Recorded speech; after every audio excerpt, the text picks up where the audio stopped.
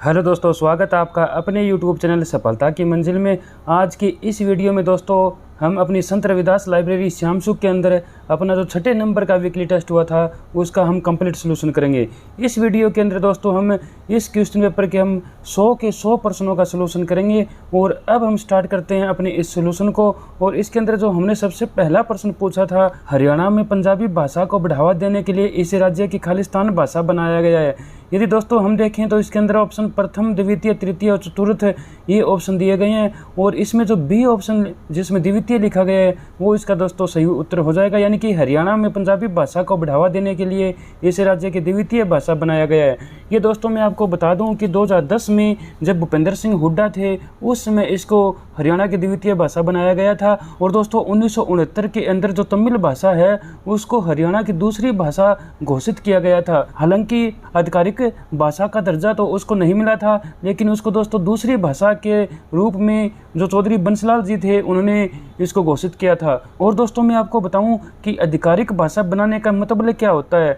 तो दोस्तों आधिकारिक भाषा बनाने का मतलब ये होता है कि विधानसभा के अंदर जो विधायक होते हैं वो दोस्तों उस भाषा के अंदर प्रश्न पूछ सकते हैं। और दोस्तों हम देखें तो सरकारी जितने भी डिपार्टमेंट होते हैं या उससे संबंधित जितनी भी संस्थाएं होती है, एजेंसीज होती है, उनसे भी दोस्तों उस भाषा के अंदर संवाद किया जा सकता है। तो दोस्तों इस प्रकार जो आधिकारिक भाषा होती है उसका यह महत्व होता है। और 1969 में जो चौधरी बंसीलाल जी ने जो तमिल भाषा को जो दूसरी भाषा के रूप में घोषित किया था, और बाद में 2010 के अंदर भूपेंद्र सिंह हुड्डा ने दोस्तों पंजाबी भाषा को द्वितीय भाषा के रूप में हरियाणा की घोषित दिया था। हमें पता है कि हमारी जो प्रथम जो राजकीय भाषा है वो दोस्तों हिंदी भाषा है, और जो द्वितीय भाषा है वो दोस्तों अपनी पंजाबी भाषा है। अपना जो दूसरा नंबर का प्रश्न आता है दोस्तों उसमें लिखा है कि निम्न में से सबसे अधिक लैंगिक असमानता वाला राज्य कौन सा है। इसमें दोस्तों जो ऑप्शन दिए गए हैं उड़ीसा, उत्तर प्रदेश, हरियाणा और बिहार। इसमें दोस्तों हम देखें तो अपना जो राज्य हरियाणा है ये दोस्तों सबसे अधिक लैंगिक असमानता वाला राज्य है। क्योंकि दोस्तों मैं आपको बता दूं कि 2011 की जनगणना के अनुसार 1000 पुरुषों के पीछे 879 यानी 879 महिलाएं थी। और दोस्तों 2016 की मैं बात करूं तो दोस्तों 900 इनकी संख्या हुई। 2019 के अंदर 923 ये आंकड़ा पहुंचा। और दोस्तों 2024 के अंदर 2019 में जो 923 था वो दोस्तों घटकर 2024 के अंदर 910 रह गया। तो दोस्तों हम ये नहीं कह सकते कि ये ऑल ओवर ये जो चेंज हुआ है ये दोस्तों एक वर्ष में बच्चे जो पैदा हुए हैं उनका दोस्तों ये डाटा लिया जाता है। ऑल ओवर दोस्तों चेंज होने में बहुत ज़्यादा समय लग जाता है, लेकिन ये एक वर्षों का दोस्तों मैंने ये आपको डाटा बताया कि 2016 के दोस्तों मैंने आपको 900 बताया, 2019 का 923 बताया, 2024 का दोस्तों मैंने आपको 910 बताया। दोस्तों हरियाणा के अंदर बेटी जो बचाओ बेटी पढ़ाओ अभियान जो कि 22 जनवरी 2015 को पानीपत से शुरू हुआ था दोस्तों, उसका बहुत ज़्यादा प्रभाव हुआ। 2016 में दोस्तों ये आंकड़ा जो मैंने बताया 900 तक पहुंचा। और अब दोस्तों अब भी हरियाणा इस क्षेत्र में लैंगिक असमानता के मामले में दोस्तों बहुत ही पिछड़ा हुआ राज्य जो पूरे भारत का माना जाता है। तो दोस्तों इसका सी ऑप्शन जिसमें हरियाणा लिखा गया है ये अपना सही उत्तर हो जाएगा। अपना जो दोस्तों तीसरे नंबर का प्रश्न आता है कि विख्यात बड़खल झील हरियाणा के किस जिले में है। ये दोस्तों हमको पता है कि जो फरीदाबाद अपना जिला है, इसमें डी ऑप्शन के अंदर लिखा गया है, ये अपना सही उत्तर हो जाएगा। दोस्तों मैं आपको बता दूं कि इसको भारत की आज़ादी के बाद 1947 में ही इसको बनाया गया था। और इसका जो मुख्य उद्देश्य था वो आसपास के क्षेत्रों को सिंचाई की सुविधा उपलब्ध करवाना था। और दोस्तों मैं आपको बता दूं कि वर्तमान समय में ये जो झील है ये दोस्तों पूरी तरह से सूख चुकी है, और हरियाणा सरकार इसको नवीनीकरण जो करने में दोस्तों लगी हुई है। तो दोस्तों इस प्रकार अपना जो डी ऑप्शन जिसमें फरीदाबाद लिखा गया है वो अपना सही उत्तर हो जाएगा। अपना जो इसमें चौथे नंबर का प्रश्न आता है कि अयोध्या प्रसाद गोयलिया ने उर्दू साहित्य में खालिस्तान शुरू किए। ये दोस्तों हम देखें तो उन्होंने शायर, ये दोस्तों एक शायर थे। तो डी ऑप्शन जिसमें शायरी लिखा गया है वो दोस्तों इसका सही उत्तर हो जाएगा कि अयोध्या प्रसाद गोयलिया ने उर्दू साहित्य में शायरी शुरू किए। तो इस प्रकार डी ऑप्शन इसका सही होगा। दोस्तों मैं आपको बता दूं कि अयोध्या प्रसाद जो गोयलिया है वो हरियाणा के गुरुग्राम के बादशाहपुर से संबंध रखते हैं, जिनका 1902 में जन्म हुआ था। और जो वाराणसी के अंदर भारतीय ज्ञानपीठ के दोस्तों ये मंत्री रह चुके हैं। दोस्तों बहुत ही ज़्यादा इंपॉर्टेंट प्रश्न ये बनता है, तो इसका डी ऑप्शन अपना सही उत्तर हो जाएगा। हरियाणा की प्रथम इको पार्क कौन सा है दोस्तों।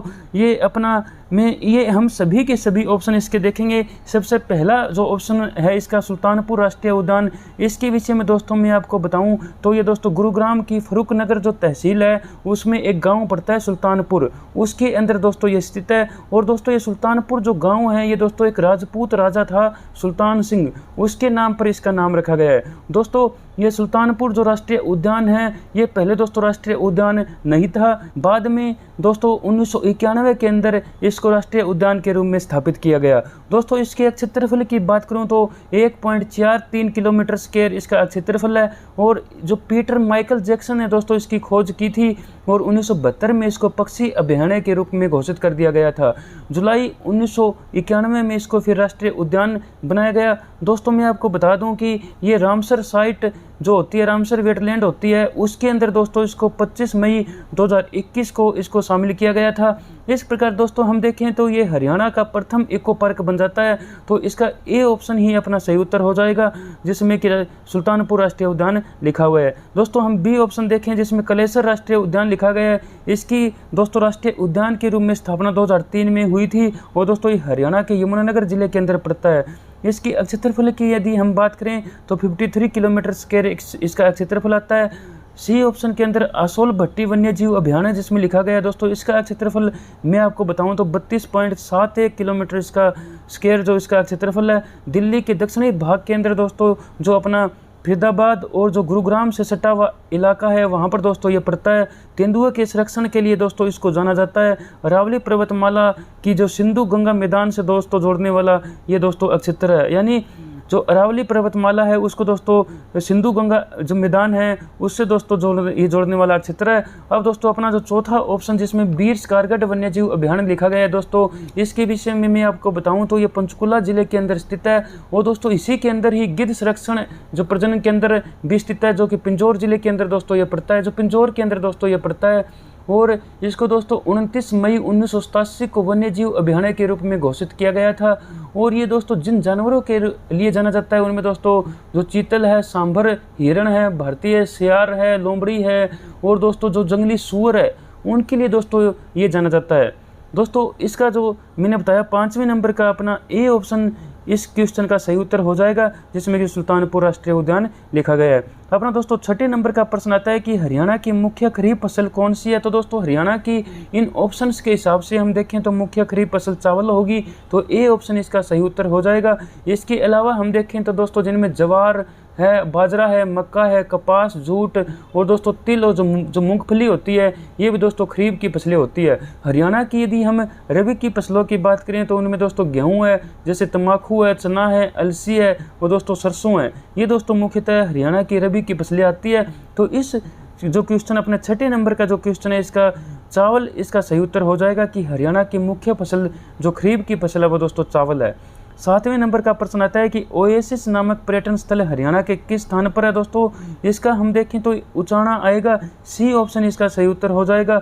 दोस्तों यदि हम फरीदाबाद की बात करें तो इसके अंदर दोस्तों हमने पीछे चर्चा की कि बड़खल झील है, सूरजकुंड है, असोला भट्टी वन्य जीव अभयारण्य है। दोस्तों इसके अंदर भिवानी जिले के अंदर हम देखें दोस्तों जो बी ऑप्शन के अंदर है उसमें दोस्तों देवसर धाम है, जोगीवाला मंदिर है, खाकी बाबा मंदिर है और दोस्तों लोहारू का किला और जो औरंगाबाद जो किला है ये भी दोस्तों जो भिवानी जिले के अंदर बहुत ज़्यादा फेमस है। और दोस्तों यदि हम रेवाड़ी की बात करें तो यहाँ पर घंटेश्वर मंदिर है, जो बड़ा तालाब है। इस प्रकार दोस्तों हम देखें तो अपने 7वें नंबर का ओएसिस नामक जो पर्यटन स्थल है इसका सही उत्तर अपना ऊंचाना हो जाएगा जिसमें कि सी ऑप्शन के अंदर लिखा गया है। हरियाणा के पश्चिम गढ़वाल में किस नदी का उद्गम हर की दून ग्लेशियर को माना जाता है। दोस्तों इसका सही उत्तर मैं आपको बताऊं तो इसका सरस्वती नदी हो जाएगा जो कि बी ऑप्शन के अंदर लिखा गया है। दोस्तों सरस्वती नदी को वेदों में नदीतमा बोला गया है, यानी कि नदीतमा का मतलब होता है कि सर्वश्रेष्ठ नदी, यानी इसको गंगा से भी दोस्तों पवित्र हमारे वेदों के अंदर बताया गया है। दोस्तों सरस्वती नदी को हरियाणा सरकार पुनर्जीवित करने का भी प्रयत्न कर रही है जो कि वर्तमान समय में लुप्त हो चुकी है। दोस्तों यदि हम दोहन नदी की बात करें तो ये राजस्थान के सीकर से नीम का जो थाना स्थान है उसके पास में से दोस्तों एक मंडोली गाँव है, वहाँ से निकलती है और महेंद्रगढ़ के अंदर दोस्तों ये लुप्त हो जाती है। यदि हम हनुमान गंगा की बात करें तो दोस्तों हनुमान गंगा जो एक यमुना की सहायक नदी है और दोस्तों ये उत्तराखंड के अंदर बहती है। साहिबी नदी के बारे में आपको बताऊं तो दोस्तों इसको वर्तमान समय में नजफगढ़ नाला के नाम से जाना जाता है, और इसका जो पुराना नाम दोस्तों ये साहिबी नदी है। वर्तमान इसमें में इसको नजफगढ़ नाला के नाम से ही दोस्तों इसको जाना जाता है। और अरावली की पर्वत जो श्रृंखला है वहाँ से निकलती है दोस्तों, और ये राजस्थान, हरियाणा और जो दिल्ली के अंदर ये दोस्तों बहती है। तो अपना इस जो क्वेश्चन है, हरियाणा के पश्चिम गढ़वाल में किस नदी के उद्गम स्थल हर की दून ग्लेशियर को माना जाता है? इसका बी ऑप्शन जिसमें सरस्वती नदी लिखा गया है, ये इसका सही उत्तर होगा। अपना दोस्तों 9वें नंबर का प्रश्न आता है, वह नृत्य जिसमें गोपियाँ कृष्ण के चारों ओर घेरा बनाती है। दोस्तों इसका हमें पता है कि रासलीला इसका सही उत्तर हो जाएगा। हम पर यदि भरतनाट्यम की बात करें तो दोस्तों ये तमिलनाडु का जो शास्त्रीय नृत्य है। बिहू की बात करें तो दोस्तों ये असम का आता है। कुचिपुड़ी दोस्तों जो आंध्र प्रदेश का आता है। लेकिन वह नृत्य जिसमें गोपियाँ कृष्ण के चारों ओर घेरा बनाती है और दोस्तों वो अपना रासलीला होता है, तो इसका बी ऑप्शन इसके अंदर सही उत्तर हो जाएगा। आगे दोस्तों अपना जो 10वें नंबर का प्रश्न आता है कि निम्न में से किस अवसर पर हरियाणा में छड़ी नृत्य किया जाता है? ये दोस्तों मैं आपको बताऊं तो इसका सी ऑप्शन जिसमें कि गुग्गा नवमी लिखा गया है, ये दोस्तों इसका सही उत्तर हो जाएगा। और जो होली के अवसर पर दोस्तों लूर नृत्य किया जाता है, जो होली से 15 दिन पहले आसपास दोस्तों ये शुरू हो जाता है और होली तक चलता है। दोस्तों लूर नृत्य बहुत ही फेमस जो नृत्य हुआ करता था हरियाणा का। अब दोस्तों बहुत ही कम हमें ऐसे इलाके हैं जहाँ पर ये नृत्य हमें देखने को मिलते हैं। दोस्तों रात को 12-12, 1-1 बजे तक दोस्तों महिलाएं इकट्ठी होकर आस पड़ोस की दोस्तों गली के अंदर ये जो नृत्य करती थी, अब दोस्तों ये लुप्त होने के जो कगार पर पहुंच चुका है। और इस जो अपना 10वें नंबर का प्रश्न है, इसका अपना सी ऑप्शन जिसमें गुग्गा नवमी लिखा है, वह अपना सही उत्तर हो जाएगा। हरियाणा में कितने प्रशासनिक मंडल है? दोस्तों मैं आपको बताऊं तो हरियाणा के अंदर कुल 6 प्रशासनिक मंडल है, जिसमें हिसार, अंबाला, गुरुग्राम, रोहतक और अपने जो 2 नए मंडल बने थे करनाल और फरीदाबाद, ये दोस्तों हरियाणा के अंदर 6 प्रशासनिक मंडल आते हैं। हरियाणा का निम्न में से कौन सा जिला चरखी दादरी के साथ सीमा साझा नहीं करता है? दोस्तों मैं बताऊं तो भिवानी, रोहतक और झज्जर ये सभी के सभी जिले चरखी दादरी से सीमा साझा करते हैं, लेकिन जो हिसार जिला है दोस्तों ये चरखी दादरी से सीमा साझा नहीं करता है, तो इस डी ऑप्शन इसका सही उत्तर हो जाएगा। और दोस्तों हम देखें तो रोहतक और चरखी दादरी हरियाणा के 2 एकमात्र ऐसे जिले हैं जो अन्य किसी राज्य को टच नहीं करते हैं। इस 12वें नंबर के जो क्वेश्चन का इसमें डी ऑप्शन जिसमें हिसार लिखा है वो इसका सही उत्तर हो जाएगा। आगे अपना जो 13वें नंबर का प्रश्न आता है कि HPPC का पूरा नाम दोस्तों इसने पूछा है, हरियाणा पावर परचेज सेंटर इसका पूरा नाम हो जाएगा, तो बी ऑप्शन इसका सही उत्तर होगा। अपना जो दोस्तों 14वें नंबर का प्रश्न आता है कि हरियाणा में मतदाताओं के दृष्टिकोण से सबसे बड़ा निर्वाचन क्षेत्र इसमें पूछा है, तो दोस्तों इसमें गुरुग्राम आएगा। गुरुग्राम की जो बादशाहपुर सीट है दोस्तों ये इसका सही उत्तर होगा, तो सी ऑप्शन इसके अंदर सही उत्तर आ जाएगा। अपना जो सिरसा जिला है दोस्तों ये क्षेत्रफल की दृष्टि से सबसे बड़ा जिला है। क्षेत्रफल की दृष्टि से सबसे छोटे जिले की बात करें तो दोस्तों वो फरीदाबाद अपना आ जाता है। और जनसंख्या की दृष्टि से सबसे बड़ा जिला हम देखें तो फरीदाबाद है, सबसे छोटा जिला हम देखें तो दोस्तों अपना पंचकुला का नाम आता है। तो इस प्रकार अपना इस क्वेश्चन का सी ऑप्शन जिसमें गुरुग्राम लिखा गया है वो अपना सही उत्तर हो जाएगा। हरियाणा में किस नृत्य का नाम एक आभूषण के नाम पर? दोस्तों बहुत ही गजब का प्रश्न है, बहुत ही अच्छा प्रश्न है। वो दोस्तों ये प्रश्न जब मैंने पहली बार देखा तो दोस्तों बहुत ही अच्छा लगा और मैंने इस क्वेश्चन पेपर के अंदर इसको शामिल किया। दोस्तों झूमर जिसमें डी ऑप्शन में लिखा गया वो इसका सही उत्तर होगा।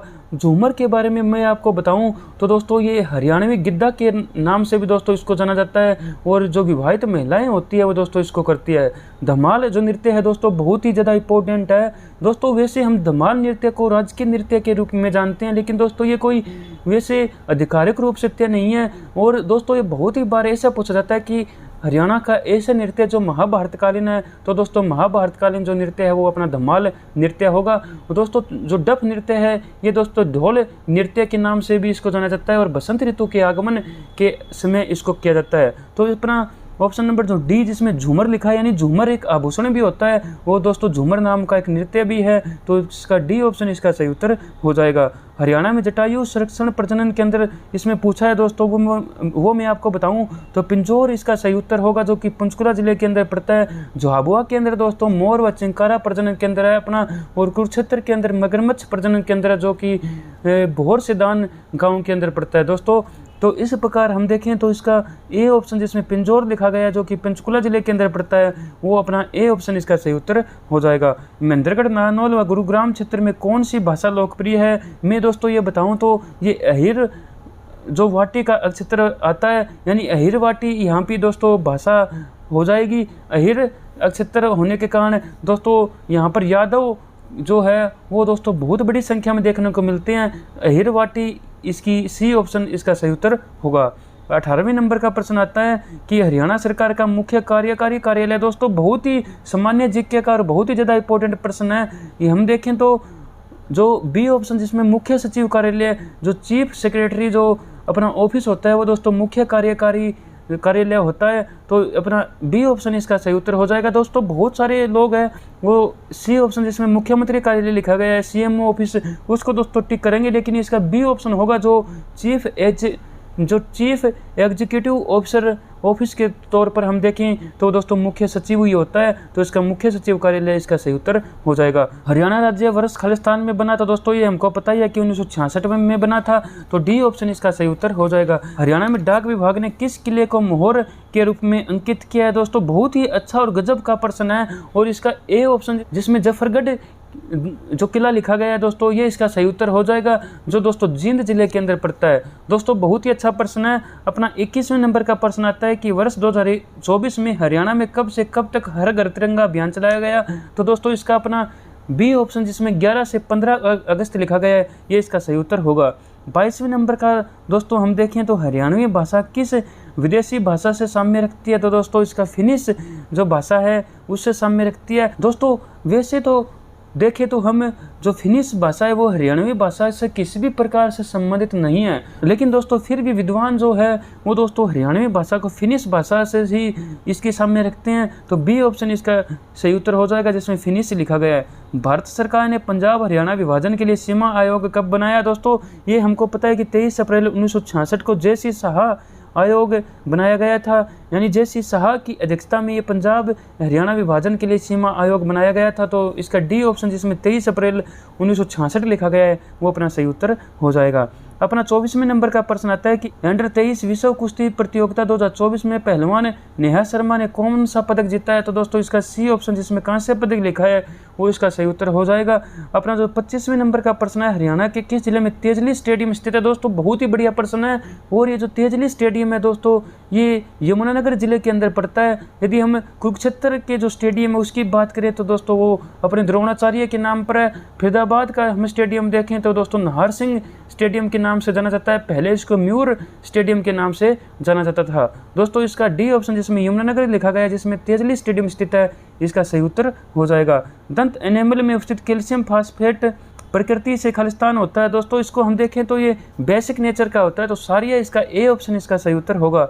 खालिस्तान वे नलिकाएं है जो हृदय से शरीर के विभिन्न अंगों तक रक्त को पहुंचाती है। दोस्तों हृदय से रक्त के विभिन्न अंगों तक रक्त पहुंचाने वाली जो नलिकाएं होती है उनको हम धमनी के नाम से जानते हैं, तो ए ऑप्शन इसका सही उत्तर हो जाएगा। अपना जो 28वें नंबर का प्रश्न आता है कि राष्ट्रपति का अध्यादेश कितनी अवधि के लिए लागू रहता है। दोस्तों मैं आपको बता दूं कि जब कोई इमरजेंसी कंडीशन होती है तो उस समय राष्ट्रपति अध्यादेश को जारी करते हैं, क्योंकि दोस्तों ये एक प्रकार का कानून ही होता है, और जब हम देखें तो कानून बनाने की एक हमारे संविधान के अंदर एक प्रोसीजर दिया गया है। यदि कई बार ऐसी स्थिति आ जाती है, ऐसी आपातकालीन स्थितियां आ जाती है कि हम संसद के अंदर उसको कानून बनाना, उसको पास करना दोस्तों एक बहुत बड़ी प्रोसीजर हो जाती है, तो इतना समय नहीं होता है, तो दोस्तों राष्ट्रपति को ये पावर दी गई है, तो वो एक 6 महीने की अवधि तक का एक अध्यादेश जारी कर सकता है। और दोस्तों राष्ट्रपति का जो ये अध्यादेश होता है उसको कानून माना जाता है और दोस्तों लागू होता है, कानून की तरह ही लागू होता है दोस्तों, लेकिन इसको 6 महीने की अवधि के पश्चात इसको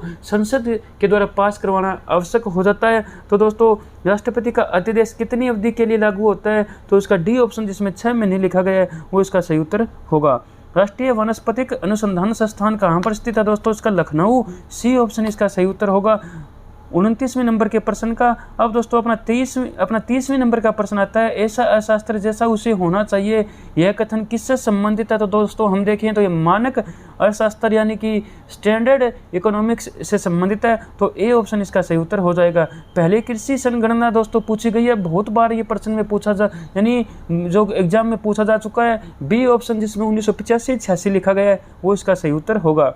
पूर्ण स्वराज की शपथ कांग्रेस के किस अधिवेशन में ली गई थी, तो इसका अपना ऑप्शन नंबर सी जिसमें लाहौर लिखा गया है वो इसका सही उत्तर हो जाएगा। दोस्तों ये लाहौर अधिवेशन 1929 में हुआ था। इसमें यह निश्चित किया गया था कि आने वाली 26 जनवरी से हर वर्ष की 26 जनवरी को आज़ादी दिवस के तौर पर यानी आज़ाद दिन के तौर पर मनाया जाएगा। उस दिन दोस्तों स्वतंत्रता दिवस के तौर पर मनाया जाने लगा 26 जनवरी का दिन। यही कारण था दोस्तों बाद में भारतीय संविधान को भी 26 जनवरी को लागू किया गया था। वर्तमान में नीति आयोग के उपाध्यक्ष कौन है, इसको हम देखें तो दोस्तों उपाध्यक्ष को वो सुमन वेरी है, तो इसका डी ऑप्शन इसका सही उत्तर हो जाएगा। जो नीति आयोग होता है दोस्तों इसका अध्यक्ष हमको पता है कि प्रधानमंत्री होता है, तो नरेंद्र मोदी जी इसके अध्यक्ष है। उपाध्यक्ष दोस्तों हम देखें तो सुमन वेरी है। और इसके यदि CEO देखें हमें चीफ एग्जीक्यूटिव ऑफिसर हम देखें तो दोस्तों वो BVR जो सुब्रमण्यम जी है, तो इसका डी ऑप्शन जिसमें सुमन बेरी लिखा गया वो इसका सही उत्तर हो जाएगा।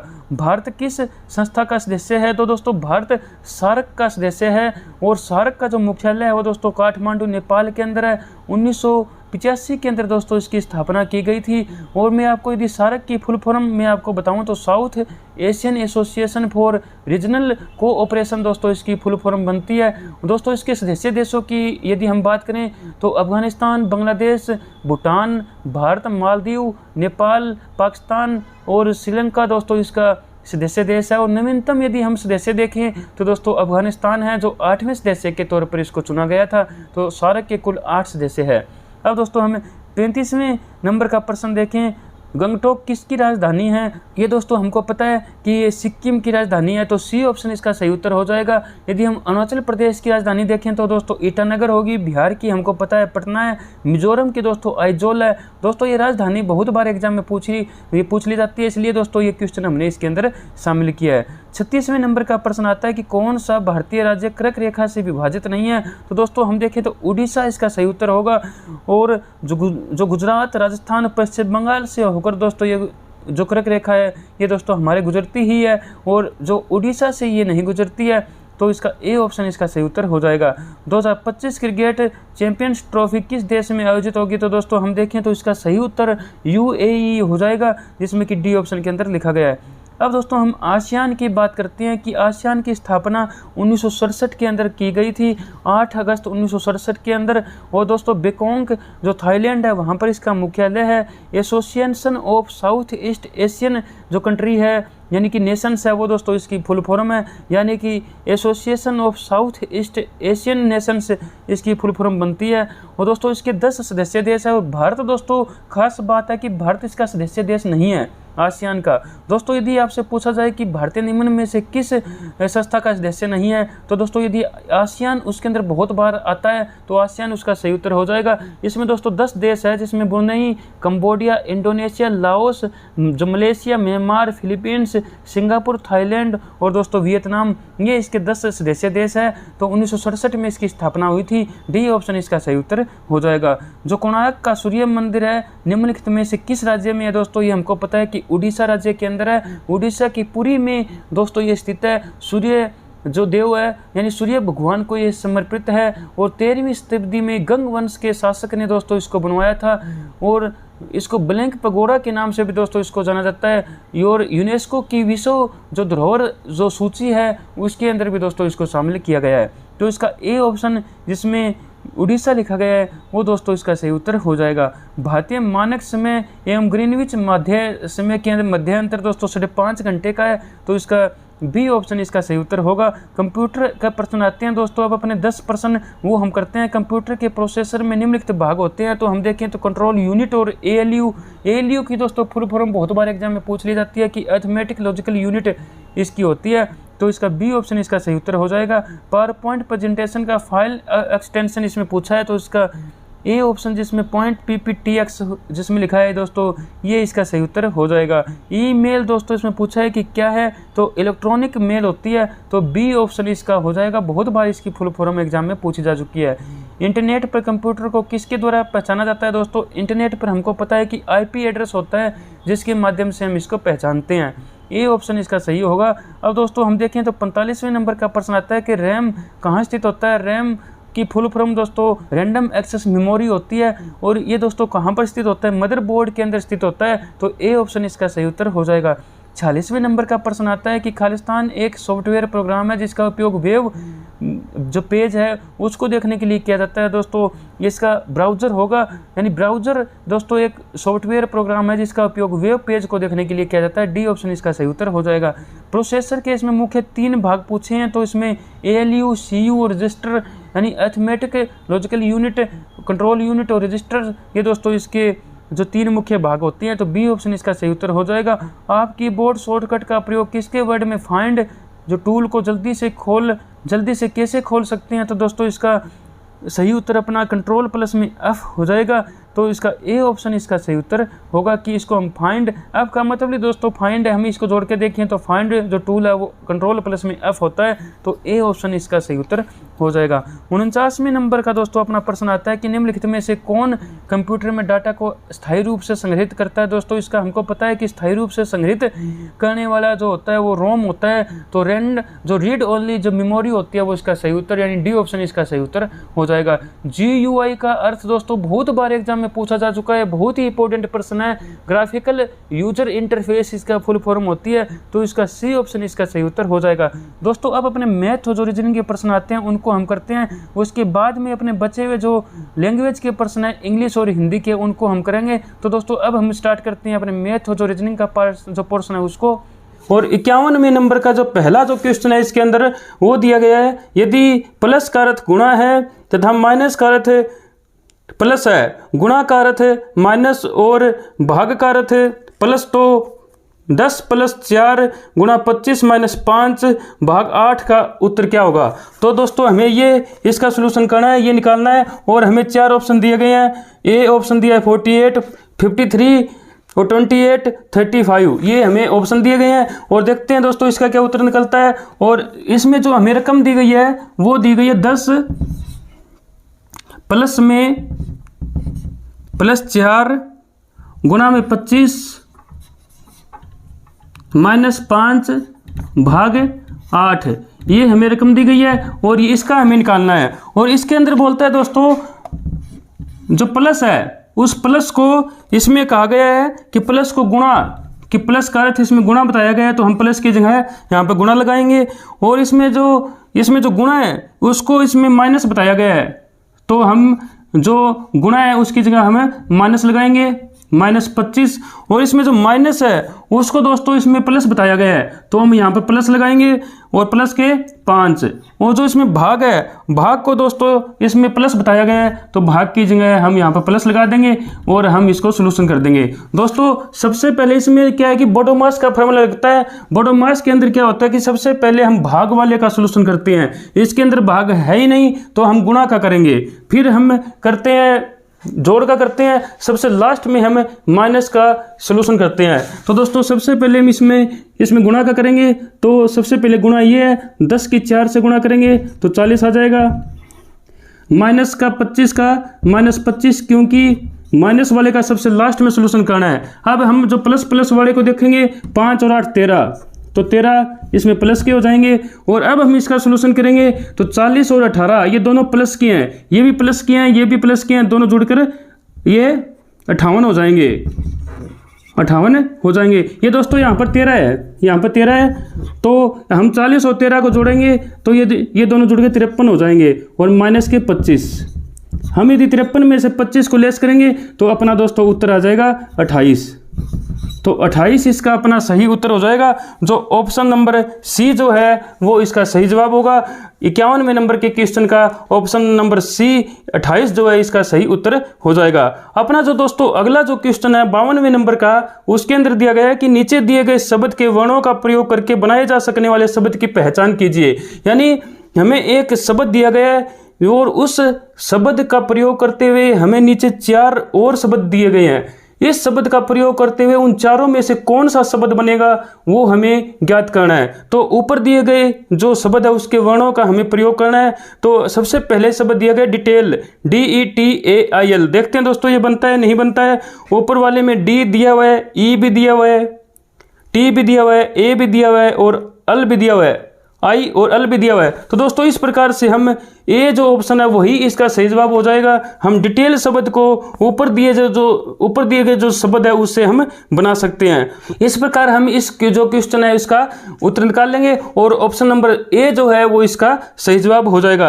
अगला तो दोस्तों जो 53वें नंबर का जो क्वेश्चन आता है वो है निम्न में से कौन सा विकल्प दिए गए शब्दों का सार्थक क्रम दर्शाएगा। यानी हमें 5 इसके अंदर शब्द दिए गए हैं और उन्हें हमें सही क्रम में लगाना है कि इसका सही क्रम क्या होगा। तो दोस्तों इसमें सही क्रम ये होगा कि सबसे पहले मिट्टी होगी, मिट्टी के अंदर हम बीज को बोएंगे और बीज से वो फिर पौधा बनेगा, पौधे से वो फिर पेड़ बनेगा और पेड़ से फल मिलेंगे। तो दोस्तों इसका ऑप्शन नंबर सी जो है वो सही जवाब हो जाएगा। सबसे पहले मिट्टी है, मिट्टी में बीज बोएंगे, बीज से फिर पौधा बनेगा, पौधा से फिर वो पेड़ बनेगा और पेड़ से फल उसके लगेंगे। तो दोस्तों ऑप्शन नंबर सी जो है वो इसका सही जवाब हो जाएगा। अगला जो दोस्तों 54वें नंबर का जो क्वेश्चन है वो है प्रश्नवाचक चिन्ह के स्थान पर कौन सी संख्या आएगी। यानी हमें जो इसमें संख्याएं दी गई है और बाद में एक प्रश्नवाचक चिन्ह दिया गया है और इसमें पूछा है कि जो प्रश्नवाचक चिन्ह है उसके स्थान पर कौन सी संख्या आएगी। तो दोस्तों इसमें हमें संख्याएं दी गई है 1, 5, 17, 53 और 161। इसके अंदर हमें जो आगे जो प्रश्नवाचक चिन्ह दिया है इसकी आगे वाली संख्या ज्ञात करनी है। तो दोस्तों इसमें जो संख्याएं हैं वो है 1, 5, 17, अगली संख्या 53, 161। इस अगली संख्या हमें ज्ञात करनी है। तो दोस्तों ये हमें इस प्रकार से करेंगे, पहले वाले को हम 3 से गुणा करेंगे, इसको हम 3 से गुणा करेंगे और 2 ऐड कर देंगे। एक को हम 3 से गुणा करेंगे तो 3 आएगा, 3 में हम 2 ऐड करेंगे तो 5 आ जाएगा। इसी प्रकार हम 5 को 3 से गुणा करेंगे फिर उसमें 2 ऐड कर देंगे तो 5 को 3 से गुणा करेंगे 15 आएगा और उसमें 2 ऐड कर देंगे तो 17 आ जाएगा। इस प्रकार हमें 17 को भी हमें 3 से गुणा करना है और 2 को ऐड करना है तो हमारा 53 आ जाएगा।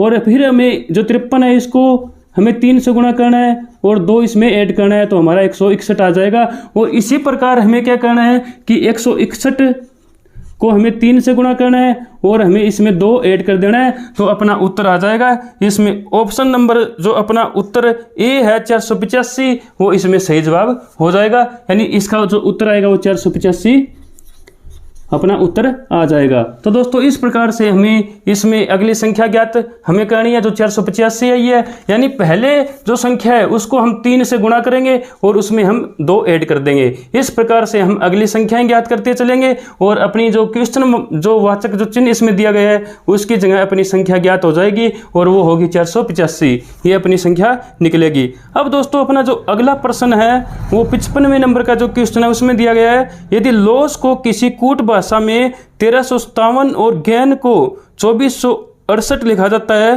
तो 84,615 संख्या क्या दर्शाएगी। यानी हमें इसकी जगह हम क्या लिखेंगे तो वो हमें ज्ञात करना है। तो दोस्तों इसको हल करने के लिए हमें सबसे पहले जो 2 इसमें कूट दिए गए हैं वो दोनों हम यहाँ पर लिख लेते हैं। इसमें लिखा गया कि लॉस जो है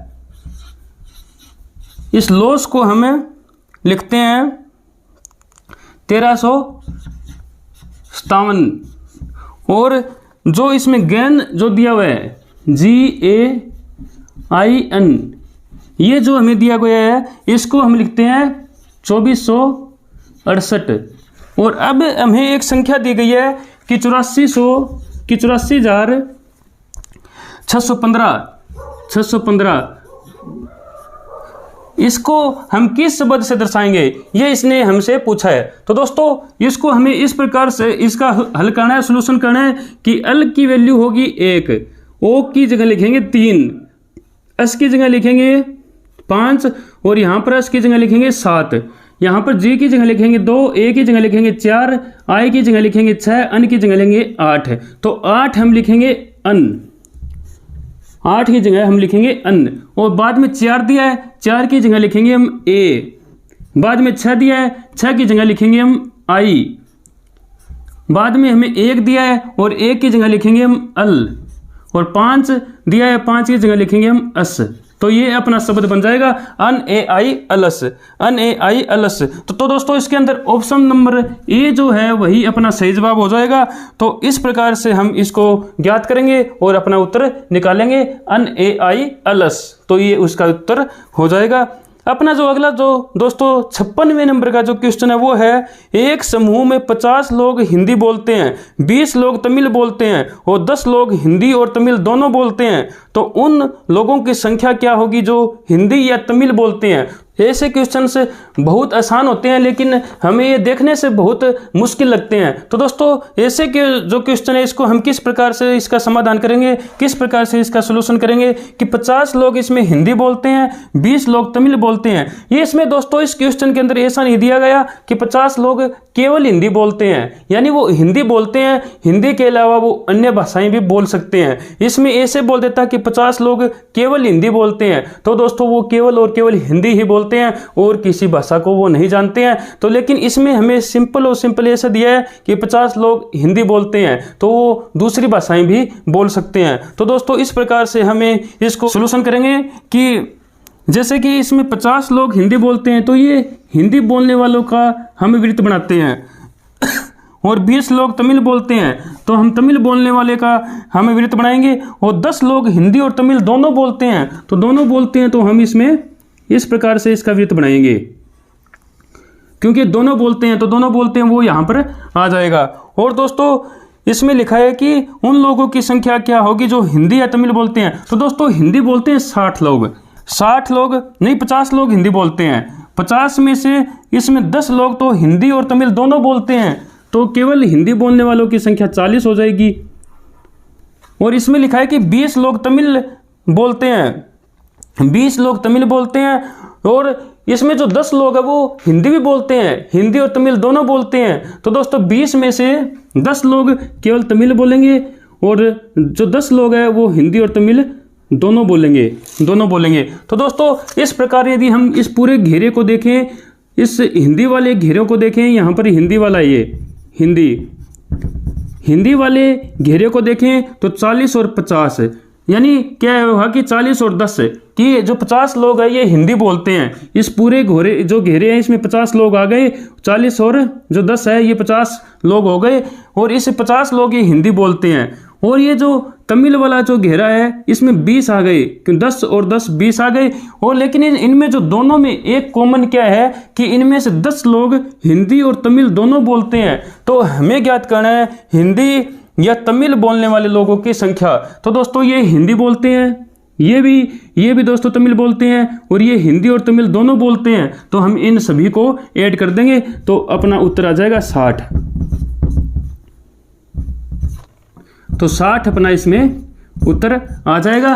तो इस प्रकार से हम इसका समाधान करेंगे, यानी हिंदी और तमिल बोलने वाले, क्योंकि ये हिंदी बोलते हैं, ये तमिल बोलते हैं, ये हिंदी और तमिल बोलते हैं, और यही क्वेश्चन में पूछा गया है कि हिंदी या तमिल यानी दोनों में से कोई भी एक भाषा हो सकती है, उसको बोलने वाले लोगों की संख्या कितनी आ जाएगी 60। तो ये हम इस प्रकार से इसका सॉल्यूशन करेंगे इस क्वेश्चन का, और इसका ऑप्शन नंबर सी जो है वो अपना सही जवाब हो जाएगा। 56वें नंबर का जो क्वेश्चन है उसका सही उत्तर सी ऑप्शन 60 आ जाएगा। अब दोस्तों 57वें नंबर का जो क्वेश्चन है वो है, दिए गए प्रश्न चिन्ह के स्थान पर कौन सी संख्या आएगी। तो दोस्तों इसमें हमें एक प्रश्नवाचक चिन्ह दिया गया है और कुछ संख्याएं दी गई है, और वो संख्याएं हमें कुछ इस प्रकार से दी गई है।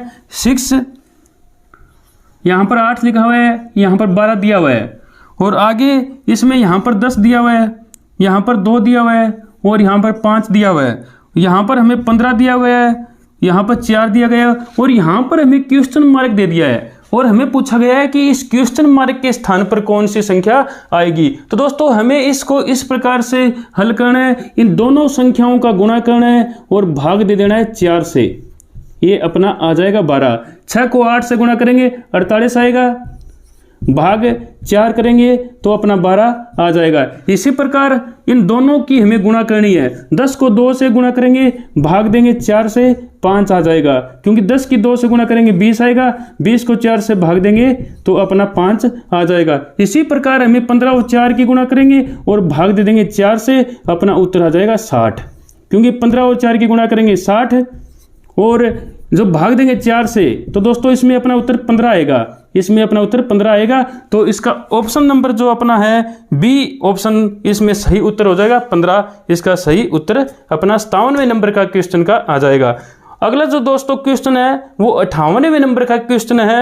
A B C D E और एफ एक वृत्ताकार आकृति में केंद्र की ओर मुंह करके बैठे हैं।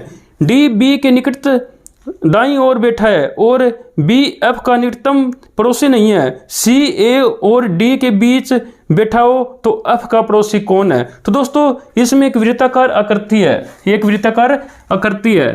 तो हम एक वृत्ताकार आकृति बनाते हैं, वृत्ताकार होती है, बिल्कुल गोल आकृति होती है। तो इस गोल आकृति के अंदर इसमें 6 व्यक्ति बैठे हुए हैं, ए बी सी डी ई और एफ है। और वो वृत्ताकार आकृति में केंद्र की ओर मुंह करके, ये यहाँ पर केंद्र है, इसकी ओर मुंह करके ये बैठे हुए हैं। और हमें इस क्वेश्चन को, इसमें जो सीटिंग इनका जो दिया हुआ है उसके हिसाब से हमें इसका उत्तर निकालना है कि एफ का पड़ोसी कौन है, वो हम ज्ञात करेंगे। तो दोस्तों यहाँ पर 6 व्यक्ति को हम इस प्रकार से बैठा देंगे, एक यहाँ पर बैठ जाएगा, एक यहाँ पर, एक यहाँ पर बैठ जाएगा, एक यहाँ पर, एक यहाँ पर बैठा देंगे और एक यहाँ पर बैठा देंगे। किसी भी तरह हम 6 व्यक्तियों को बैठा देंगे जिनका जो मुख है वो इस सेंटर पॉइंट जो है केंद्र है उसकी ओर हम कर देंगे। तो दोस्तों इसके अंदर जो दिया गया है कि डी बी के निकटतम दाईं ओर, जो डी है वो बी के, यहाँ पर मान लीजिए डी है और यहाँ पर बी है, बी के दाईं ओर, ये यहाँ पर इसके दाईं ओर हुआ क्योंकि दायां अपना ये हाथ होता है। तो इसके दाईं ओर डी, इसको हमने बिठाया और बी एफ का निकटतम पड़ोसी नहीं है। जो बी है वो एफ का निकटतम पड़ोसी नहीं है, जो बी है वो एफ का पड़ोसी नहीं है, यानी एफ यहाँ पर नहीं आएगा क्योंकि एफ यहाँ पर लिखते हैं तो बी इसका पड़ोसी हो जाएगा, एफ यहाँ पर आएगा, एफ को हम यहाँ पर लिख देंगे क्योंकि ये जो बी है ये यहाँ पर बैठा हुआ है। यदि हम एफ को यहाँ पर लिख दें तो ये इसका पड़ोसी बन जाएगा, लेकिन इसमें लिखा है कि एफ है वो बी का पड़ोसी नहीं है, तो हम इसको दूर बिठा देंगे, एक पायदान दूर इसको बिठा दिया, एफ यहाँ पर आ जाएगा। अगला जो दोस्तों इसमें लिखा है सी ए और डी के बीच बैठा हो, सी ए और डी के बीच बैठा है, ए और डी के बीच कौन बैठा है, सी बैठा हो तो एफ का पड़ोसी कौन है। तो दोस्तों इसमें 6 व्यक्ति थे, ए आ गया, बी सी डी ई रह गया, तो ई को हम यहाँ पे बिठा देंगे क्योंकि एफ जो है वो बी का पड़ोसी नहीं है, पड़ोसी नहीं है तो इसके बीच में कौन आ गया, ई। अब दोस्तों इसमें लिखा है कि एफ का पड़ोसी कौन है, एफ का पड़ोसी एक तो ए आएगा, एक ई आ जाएगा, तो एफ का पड़ोसी या तो ए और ई, ये दो इसके पड़ोसी आ जाएंगे, ए और ई। तो इसका सही जवाब दोस्तों होगा option number D. Option number D जो है वो 58वें नंबर के क्वेश्चन का सही उत्तर हो जाएगा, ए और ई। अपना जो अगला 60वें नंबर का जो प्रश्न है वो है निम्न श्रृंखला में ऐसे कितने 2 है जिसके तुरंत पहले 3 नहीं है लेकिन तुरंत बाद 4 है। तो दोस्तों ऐसे हमें 2 देखने हैं जिसके तुरंत पहले 3 नहीं होना चाहिए लेकिन बाद में 4 होना चाहिए। पहले जो इसमें 2 दिया गया है उसमें दोस्तों पहले 3 नहीं है, उसके 2 से पहले 4 आया है और 2 के बाद में 4 आया है। तो दोस्तों इसमें यही आएगा कि जो तुरंत पहले 3 नहीं होना चाहिए और बाद में 4 होना चाहिए। तो दोस्तों 1 तो 2 यही हो जाएगा, बाद में 2 आता है उसके बाद में 3 दिया हुआ है, लेकिन हमें प्रश्न में पूछा है कि बाद में 4 होना चाहिए, ये नहीं आएगा। बाद में इसमें 2 दिया है उसके पहले 3 आ गया है तो इसको भी हम शामिल नहीं करेंगे। बाद में जो 2 आया है उसके अंदर पहले 3 आ गया है उसको भी हम शामिल नहीं करेंगे। बाद में जो 2 आया है उसके बाद में 3 है तो उसको भी हम शामिल नहीं करेंगे क्योंकि बाद में 4 होना चाहिए। बाद में जो हमें 2 दिया गया है उसके अंदर बाद में 3 दिया गया है, 2 के बाद में 3 दिया गया है, लेकिन हमें क्वेश्चन में दिया गया है कि 2 के बाद में 4 होना चाहिए तो हम इसको भी नहीं लेंगे।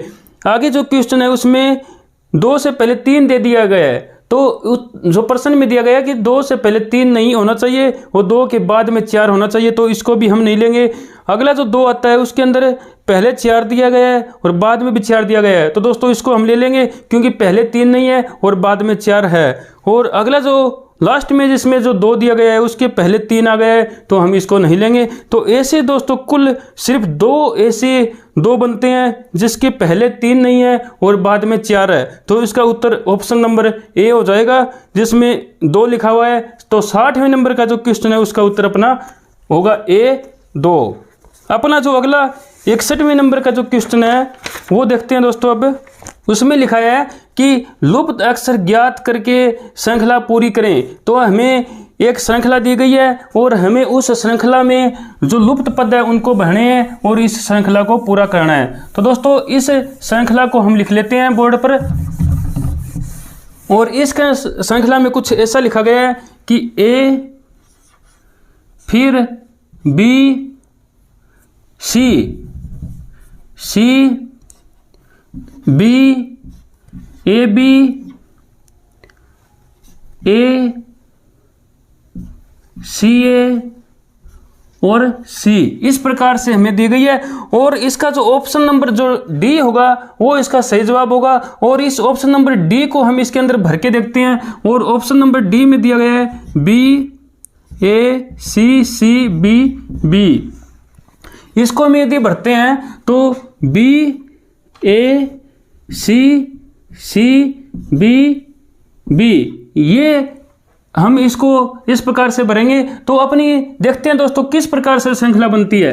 ए B C A B C A B C A B C A B C. तो दोस्तों इस प्रकार से श्रृंखला बन जाती है A B C A B C A B C और ए बी सी। तो इस प्रकार से ऑप्शन नंबर डी जो है 61वें नंबर के क्वेश्चन का वो इसका राइट आंसर हो जाएगा। Option number D B A C B B. अब दोस्तों अपना जो 62वें नंबर का जो क्वेश्चन है उसको देखते हैं। उसमें लिखा है कि सर्वदा भिन्न शब्द ज्ञात करें। तो इसमें दिया गया है गाय हिरण खरगोश सिंह। तो दोस्तों इसमें पहले वाले 3 देखते हैं वो शाकाहारी है और जिसमें डी सिंह दिया गया है जो शेर दिया गया है वो मांसाहारी भी होता है। तो दोस्तों हम इसमें डी ऑप्शन जो है इसको सेलेक्ट करेंगे और 62वें नंबर का जो क्वेश्चन है अपना उसका सही राइट आंसर हो जाएगा ऑप्शन नंबर डी सिंह। तो दोस्तों अब जो अपना 63वें नंबर का जो क्वेश्चन है उसको देखते हैं। यदि यश का कूट 49 है तो 9 का कूट क्या होगा।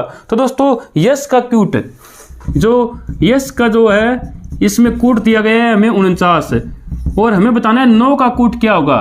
9 का कूट क्या होगा। तो दोस्तों यश वाई इसमें आता है 25वें नंबर पर, ई आता है 5वें नंबर पर, एस आता है 19वें नंबर के ऊपर।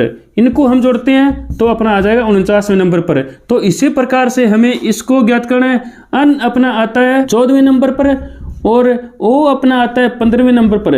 इनको हम जोड़ेंगे तो अपना 29 आ जाएगा। तो इसका उत्तर आ जाएगा 29। यानी जो अपना क्वेश्चन नंबर जो 63 है इसका ए ऑप्शन है जिसमें 29 लिखा गया है ये अपना सही उत्तर हो जाएगा। 63वें नंबर का ए ऑप्शन 29 इसका राइट आंसर होगा।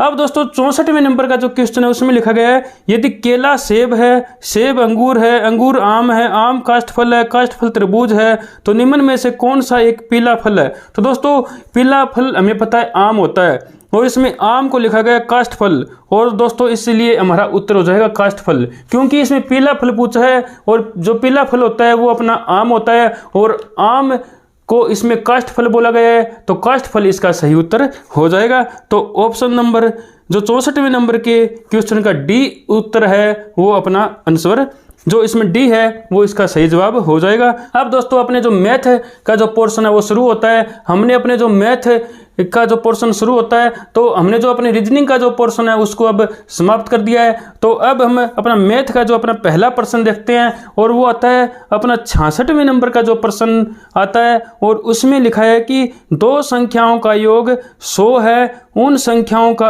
एलसीएम 495 तथा 85 है तो उनका अंतर क्या होगा ये हमें ज्ञात करना है। तो दोस्तों इसमें एलसीएम और एचसीएफ से संबंधित एक क्वेश्चन हमें दिया गया है और इसमें हमें 2 संख्याएं दी गई है उनका हमें एलसीएम और एचसीएफ दिया गया है और हमें उनका अंतर पता करना है कि उनका अंतर क्या होगा। तो दोस्तों ये अपने जो मैथ के जो क्वेश्चन है इनको ये जो हमें हमने जो अब की बार इसके अंदर जो क्वेश्चन दिए हैं क्वेश्चन पेपर के अंदर, वो देखने से आपको ऐसे लग सकते हैं कि बहुत ज़्यादा मुश्किल है, लेकिन दोस्तों जैसे हम इनको सोल्व करते हैं तो दोस्तों हमें ये बिल्कुल सिंपल लगते हैं यदि हमें इनके फार्मूले पता हो। तो दोस्तों हमें क्वेश्चन के अंदर हमें इनका फार्मूला पता होना चाहिए और हम इनको आसानी से इनका समाधान कर सकते हैं, इनका सलूशन कर सकते हैं। तो दोस्तों इसमें जो अपना ये क्वेश्चन दिया गया है इसमें लिखा है कि दो संख्याओं का योग 100 है और उन संख्याओं का एलसीएम 495 तथा एचसीएफ 5 है। तो दोस्तों हमें पता है कि जब दो संख्याएं होती है उनको हम जब हम गुणा करते हैं और जब हम उनका एलसीएम और एचसीएफ की गुणा करते हैं तो वो दोनों बराबर आते हैं। यानी जब दो संख्याओं की एलसीएम और एचसीएफ इन दोनों की गुणा करें और दोनों संख्याएं की गुणा करें, जो दोनों संख्याएं हैं दोनों संख्याएं उनके हम आपस में गुणा करें तो इनका जो गुणनफल है वो समान आता है, बराबर आता है। तो इस प्रकार से हम इसमें दो संख्याएं मान लेते हैं, एक ए और दूसरी बी, इन दोनों की गुणा करें और इनका जो एलसीएम हमें दिया गया है वो 495 और एचसीएफ हमें दिया गया है वो 5, ये दोनों बराबर आते हैं। तो ए और बी की गुणा करेंगे तो ए बी आ जाएगा और इन दोनों की हम गुणा करेंगे तो हम इसको ऐसे छोड़ देते हैं, चाहे हम इनकी गुणा कर लेते हैं तो हम इसको एक बार ऐसे छोड़ देते हैं इस क्वेश्चन के अंदर और हम इनकी गुणा करते हैं तो ये अपना ए बी आ जाता है। अब हमें इन दोनों का योग भी दिया गया है, दोनों संख्याओं का योग हमें दे दिया a प्लस बी, ये हमें दे दिया 100।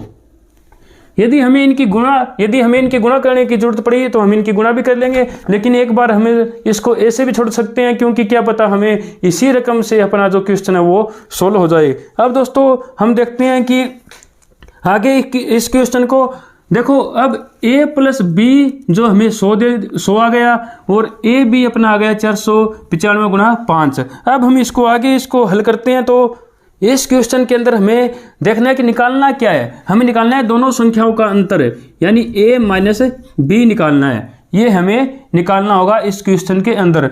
यदि दोस्तों हम इसकी स्क्वायर करें तो हमें क्या मिलता है, a प्लस बी की स्क्वायर माइनस 4ab। ये दोस्तों हमें कैसे मिला, हम देखते हैं कि हमारा सूत्र क्या होता है, a माइनस बी की स्क्वायर का a की स्क्वायर प्लस b की स्क्वायर माइनस 2ab।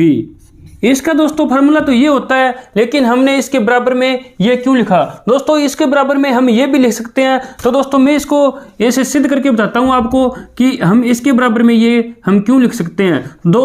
इसको हम यदि हल करते हैं, a प्लस बी की स्क्वायर को हम यदि हल करते हैं, a की 2 प्लस बी की 2 प्लस 2ab ये आ जाएगा। अब हम यदि ये लिखें इसके आगे वाला 2 यानी 4ab, यानी हमने इसको तोड़ लिया, इसको अलग कर लिया तो ये आ गया और हमने इसको ऐसे की ऐसे रख दिया। तो दोस्तों अब इसका क्या आएगा, a की 2 प्लस b की 2, यदि हम इसको हल करेंगे तो अपना क्या बचेगा, माइनस 2ab ये बचेगा और यही इसका फार्मूला होता है। तो दोस्तों इसका जो मतलब होता है, इसका जो अर्थ होता है वो यही होता है, a की 2 प्लस b की 2 माइनस 2ab और वही इसका फार्मूला होता है। तो दोस्तों हम इसको इस प्रकार से भी लिख सकते हैं, एक ही बात है। तो हम इसको इस प्रकार से लिखेंगे और इस जो क्वेश्चन है उसको हल करेंगे, इसका सलूशन करेंगे। अब हम देखते हैं कि आगे इसका क्या सलूशन होता है। दोस्तों हमें इनका अंतर निकालना है, यानी a माइनस बी निकालना है। तो हमें इस साइड में a माइनस बी ही हमें रखना है। तो ये स्क्वायर है वो उस साइड में जाके वर्गमूल हो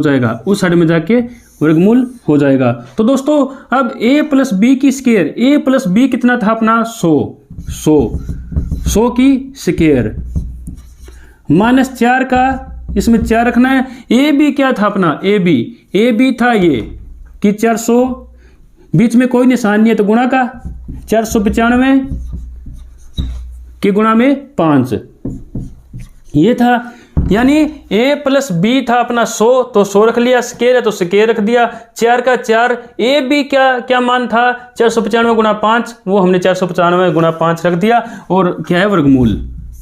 और इस साइड में अपना है ही a माइनस बी। इसको यदि हम सोल्व करेंगे तो वर्गमूल आएगा ऊपर, और 100 के स्क्वायर करेंगे तो 1 के आगे 4 बार 0 आ जाएगी। माइनस में यदि हम इनकी करेंगे 4 की 5 की गुणा करेंगे 20 की और 495 की 2 के साथ गुणा करेंगे, फिर हम इसको 0 लगाएंगे तो ये अपना आ जाएगा 99 आ जाएगा। तो दोस्तों अपना ये 100 बचेगा और 100 का यदि हम ऊपर वर्गमूल है तो इसका आ जाएगा 10। तो इसका जो अपना उत्तर आएगा तो वो अपना 10 उत्तर आ जाएगा इसका। तो दोस्तों ए और बी जो दो संख्याएं दी गई है उनका जो अंतर आएगा वो हमें आएगा 10, और उनका जो एलसीएम है वो 495 है, एचसीएफ उनका 5 है और उनका अंतर आएगा 10 और उनका योग है जो हमें दिया गया है 100। तो इस प्रकार से हम इसका समाधान करेंगे, इसका हम सॉल्यूशन करेंगे। इस जो क्वेश्चन है उसको हम एक बार और समझते हैं कि यदि हम किसी दो संख्याओं की गुणा करें, उनके एलसीएम और एचसीएफ की गुणा करें, वो दोनों हमेशा बराबर आते हैं। इन दोनों की गुणा करी, दोनों संख्याओं की गुणा करी, a प्लस बी का जोड़ हमें योग हमें 100 दिया गया है। अब हमने a माइनस बी हमें निकालना है, उसकी स्क्वायर का फॉर्मूला हम लिखेंगे ये a प्लस बी की स्क्वायर माइनस 4ab। इस साइड का जो हमारा स्क्वायर है वो साइड में जाके वर्गमूल हो जाएगा। a प्लस बी हमें 100 दिया गया है तो 100 की स्क्वायर, 4 का 4, a b हमें 495 गुणा 5 दिया गया है तो 495 गुणा 5। यदि हम इसका 100 की स्क्वायर करेंगे तो 10,000 आ जाएगा, और इसको हम हल करेंगे तो 99 आएंगे, और इसमें हम लेस करेंगे तो अपना वर्गमूल 100 आ जाएगा। वर्गमूल 100 का जो आएगा वो अपना 10 आ जाएगा। तो दोनों संख्याओं का जो अंतर है वो अपना 10 आ जाएगा। तो इसका उत्तर जो होगा वो अपना ऑप्शन नंबर सी इसका सही जवाब हो जाएगा, जिसमें 10 लिखा हुआ है। दोस्तों अपना जो अगला प्रश्न है वो 67वें नंबर का जो प्रश्न है उसमें दिया गया कि श्रृंखला वर्गमूल 3 वर्गमूल 12 वर्गमूल 27 का 7वां पद है, हमें 7वां पद ज्ञात करना है। दोस्तों ये एपी का प्रश्न है, एपी का जो 10वीं क्लास का जो 5वां चैप्टर होता है एपी समांतर श्रेणी का, उसका ये क्वेश्चन दिया गया है। और हमें इसमें पूछा है कि 7वां पद क्या होगा, यानी 7वां पद क्या है, 7वां पद हमें ज्ञात करना है। और हमें श्रृंखला दी गई है वर्गमूल 3 और वर्गमूल 12 वर्गमूल 27, और इस प्रकार से चलेगा। ये पहला पद, दूसरा पद, तीसरा पद, चौथा पद, 5वां, छठा, और हमें ज्ञात करना है 7वां पद। यानी 7वां पद क्या होगा, जो यहाँ पर 7वां पद आएगा वो हमें ज्ञात करना है। दोस्तों हमें पता है कि हमें 7वां पद ज्ञात करना होगा, तो हमें जो इनका अंतर है जिसे हम सारांतर कहते हैं, जैसे हम डी से डिनोट करते हैं, वो हम ज्ञात करेंगे। और वो ज्ञात करने के बाद में अपना जो पहला पद है, इस पहले पद में 6 पद और जोड़ देंगे, यानी जो इनका अंतर है वो हमेशा बराबर होता है। जो एपी होती है उसका अंतर जो होता है सारांतर वो हमेशा बराबर होता है, तो बराबर होता है तो हम 6 अंतर इनके जोड़ देंगे तो अपना 7वां पद आ जाएगा। यानी पहले पद के अंदर हम 6 पद और जोड़ेंगे तो अपना 7वां जो पद है वो अपना ज्ञात हो जाएगा। तो दोस्तों सबसे पहले हमें पहला पद पता ही है, पहला पद अपना वर्गमूल 3 है, 6 का हमें 6 दिया हुआ है, हमें डी ज्ञात करना है, यानी इनका अंतर ज्ञात करना है, इनका आपस में कितना अंतर है। तो दोस्तों इसमें से इसको घटा सकते हैं, इसमें से इसको घटा सकते हैं, क्योंकि इसके अंदर जो सारा अंतर होता है वो समान ही होता है। तो दोस्तों इसके अंदर से हम इसको घटाएंगे, वर्गमूल 12 में से यदि हम वर्गमूल 3 घटाएं तो हम इसका अंतर डी ज्ञात कर सकते हैं। तो दोस्तों इसको हम इस प्रकार से भी लिख सकते हैं, 4 गुणा 3 वर्गमूल में, और ये हम इस प्रकार से ही रहने देते हैं। वर्गमूल 4 होता है 2 होता है, और यहाँ पर क्या बचेगा अपना वर्गमूल 3, क्योंकि वर्गमूल 4 यदि हम इसको इस प्रकार से तोड़ें कि वर्गमूल 4 है ना, इसको हम इस प्रकार से लिख सकते हैं वर्गमूल 4 वर्गमूल 3, क्योंकि दोनों को अलग अलग भी लिख सकते हैं क्योंकि दोनों के ऊपर वर्गमूल है। यदि हम वर्गमूल 4 को यदि हम बाहर निकालेंगे तो 2 आएगा, वर्गमूल 3 का वर्गमूल 3 माइनस वर्गमूल 3 का वर्गमूल 3। अब दोस्तों हम इसमें से वर्गमूल 3 कॉमन ले सकते हैं, वर्गमूल 3 यहाँ से हमने वर्गमूल 3 कॉमन लिया, यहाँ से वर्गमूल 3 बाहर निकलेगा तो 2 बचेगा, माइनस का माइनस, वर्गमूल 3 हम यहाँ पे कॉमन लेंगे। कॉमन लेने का मतलब होता है भाग देना। जब हम वर्गमूल 3 को वर्गमूल 3 से भाग देंगे तो 1 आएगा। जैसे हम 5 को 5 से भाग देते हैं तो 1 आता है, 6 को 6 से भाग देते हैं तो 1 आता है। इसी प्रकार जब हम 2 वर्गमूल 3 को वर्गमूल 3 से भाग देंगे, 2 वर्गमूल 3 को हम जब वर्गमूल 3 से भाग देंगे तो वर्गमूल 3 से वर्गमूल 3 कट जाएगा, 2 आ जाएगा। इसी प्रकार हम वर्गमूल 3 को वर्गमूल 3 से भाग देंगे, वर्गमूल 3 को वर्गमूल 3 से भाग देंगे तो ये कट के 1 आ जाएगा। तो हमने एक यहाँ पर लिख दिया। तो दोस्तों ये इसका सारांतर आएगा कि वर्गमूल 3 2 में से 1 हम घटाएंगे तो 1 आएगा, बीच में कोई निशान नहीं है तो गुणा का। तो हम वर्गमूल 3 एकम वर्गमूल 3, तो वर्गमूल 3 इसका सारांतर आ जाएगा, डी अपना आ जाएगा। तो अब हम इसको किस प्रकार से हल करेंगे? हमें पहला पद पता है, पहला पद वर्गमूल 3 है, प्लस में 6 का 6, और हमें डी हमने ज्ञात किया वर्गमूल 3। अब हम इसमें से वर्गमूल 3 कॉमन ले सकते हैं। वर्गमूल 3 हमने कॉमन लिया, पहले वाला ही बात है। वर्गमूल 3 हमने कॉमन लेने का मतलब होता है भाग देना। तो हम वर्गमूल 3 को वर्गमूल 3 से भाग देंगे तो 1 आएगा, प्लस का प्लस। 6 वर्गमूल 3 को हम वर्गमूल 3 से भाग देंगे, इस प्रकार से देख सकते हैं। वर्गमूल 3 को हम वर्गमूल 3 से भाग देंगे, वर्गमूल 3 से वर्गमूल 3 कट जाएगा, 6 आ जाएगा। सीधा भी लिख सकते हैं कि 6 वर्गमूल 3 है, इसमें से वर्गमूल 3 बाहर निकाल लिया, 6 बच जाएगा। तो दोस्तों अब हम इसको हल करते हैं तो हम देखते हैं कि वर्गमूल 3 और 7, यहाँ पर 7 आएगा और 7 आएगा तो इसमें कोई निशान नहीं है तो गुणा का है, हम इसको 7 को यहाँ पर भी लेके आ सकते हैं। तो ये दोस्तों अपना उत्तर हो जाएगा। हम इसमें देखते हैं कि उत्तर कैसा दिया गया है। इसमें दोस्तों अपना उत्तर सोल्व करके दिया हुआ है, सोल्व करके दिया हुआ है तो हम इसमें सोल्व ही करेंगे। तो दोस्तों इसमें 7 को हम वर्गमूल 49 लिख सकते हैं, क्योंकि वर्गमूल 49 का 7 ही होता है, 7 गुणा 7 हम लिखते हैं तो वो 49 हो जाता है। तो हम इसको इस प्रकार से लिख सकते हैं। और ये हमें यहाँ पर वर्गमूल 3 दिया ही हुआ है, बीच में कोई निशान नहीं है तो गुणा का है, तो गुणा 3। तो देखो 7 को हमने लिखा वर्गमूल 49 और जो वर्गमूल 3 का वर्गमूल 3, ये जो वर्गमूल है 3 के ऊपर भी है। तो दोस्तों अब हम 49 की 3 के साथ गुणा करेंगे तो वर्गमूल 147 अपना उत्तर आ जाएगा। तो दोस्तों इसका ऑप्शन नंबर जो होगा वो अपना डी उत्तर वो हो जाएगा। ऑप्शन नंबर डी 67वें नंबर के जो क्वेश्चन है उसका सही उत्तर हो जाएगा। अब दोस्तों अपना 68वें नंबर का जो क्वेश्चन है उसका हम सलूशन करते हैं और उसमें लिखा गया है कि यदि x + 2/5 x - 1/2 तो x का मान क्या होगा? तो हमें x का मान ज्ञात करना है। तो दोस्तों ऐसे क्वेश्चन हमें देखने में ऐसे लग सकते हैं कि ये मुश्किल है, लेकिन दोस्तों जब हम इनको सोल्व करते हैं तो हमें ये इजी लगने लग जाते हैं। जब हमें इनके फार्मूला पता होते हैं, हमें जो इनकी टेक्निक पता होती है, जो मैथ क्या होता है, मैथ एक आर्ट होती है, एक कला होती है, और वो कला जब हम फार्मूले यूज करते हैं तो वो कला बन जाती है। जब हम फार्मूले हम ज्ञात करते हैं, शोध करते हैं, अनुसंधान जब होता है, जब फार्मूलों का आविष्कार होता है तो वो साइंस होती है। जब हम फार्मूला का यूज करते हैं तो वो कला बन जाती है। यानी फार्मूला का यूज करना हमें आना चाहिए। जब हम जितने बेटर जो तरीके से, जितने अच्छे तरीके से हम फार्मूला का यूज कर पाएंगे उतनी ही कला अपने अंदर होगी। तो हम जो गणित के जो फार्मूले होते हैं उनको हमें अप्लाई करने के, यदि अपने अंदर कौशल है, अपने अंदर स्किल है, तो वो अपने अंदर यदि कला है तो हम इन जो क्वेश्चंस है उनका समाधान अच्छे से कर सकते हैं। लेकिन ये जो क्वेश्चंस है वो इतने कोई हार्ड नहीं है कि हमें कोई ज़्यादा ही इसके अंदर कैलकुलेशन करनी पड़े।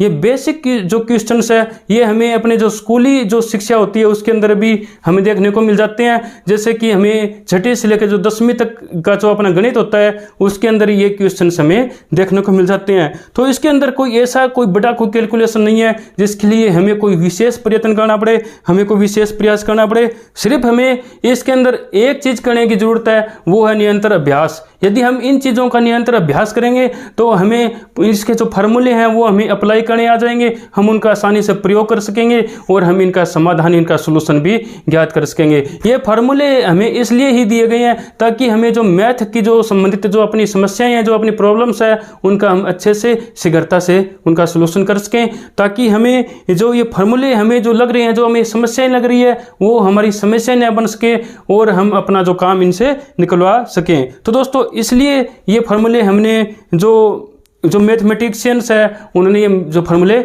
बनाए हैं। तो दोस्तों अब हम अपना जो अगला जो क्वेश्चन है वो करते हैं x प्लस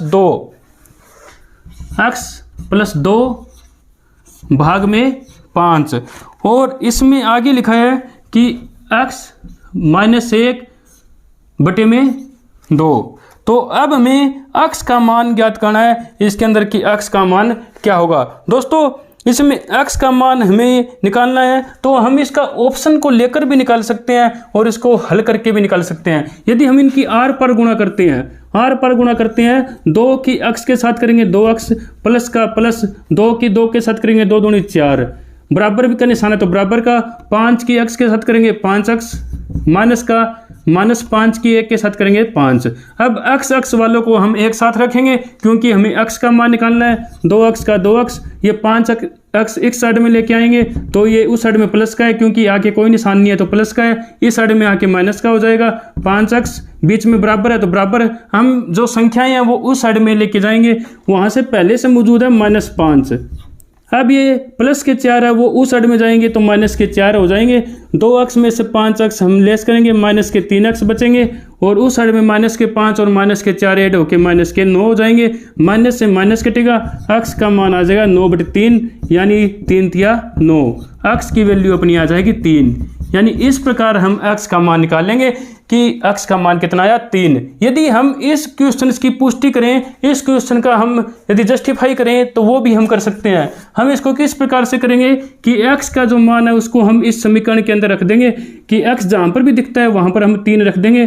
तो कितना आएगा 3 + 2 बटे 5 बराबर में 3 - 1 बटे में 2, 5 बटे 5 2 बटे 2 काटेंगे तो ये 1 आ जाएगा, 1 बराबर 1। यही हमें क्वेश्चन में दिया गया है, बीच में बराबर का निशान लगाया गया है कि ये दोनों बराबर है। अब दोस्तों मैं आपको बताता हूं कि ये ऑप्शंस को लेकर हम ऐसे क्वेश्चंस को कैसे सोल्व कर सकते हैं। दोस्तों इसमें लिखा है कि यदि हम इस समीकरण को सोल्व करते हैं तो वो बराबर आता है, तो हम इसके जो ऑप्शंस है वो हम रख के देख लेंगे। जैसे इसमें ऑप्शन नंबर 3 दिया है, ऑप्शन के अंदर 3 दिया गया है वो दिया है ऑप्शन नंबर ए के अंदर।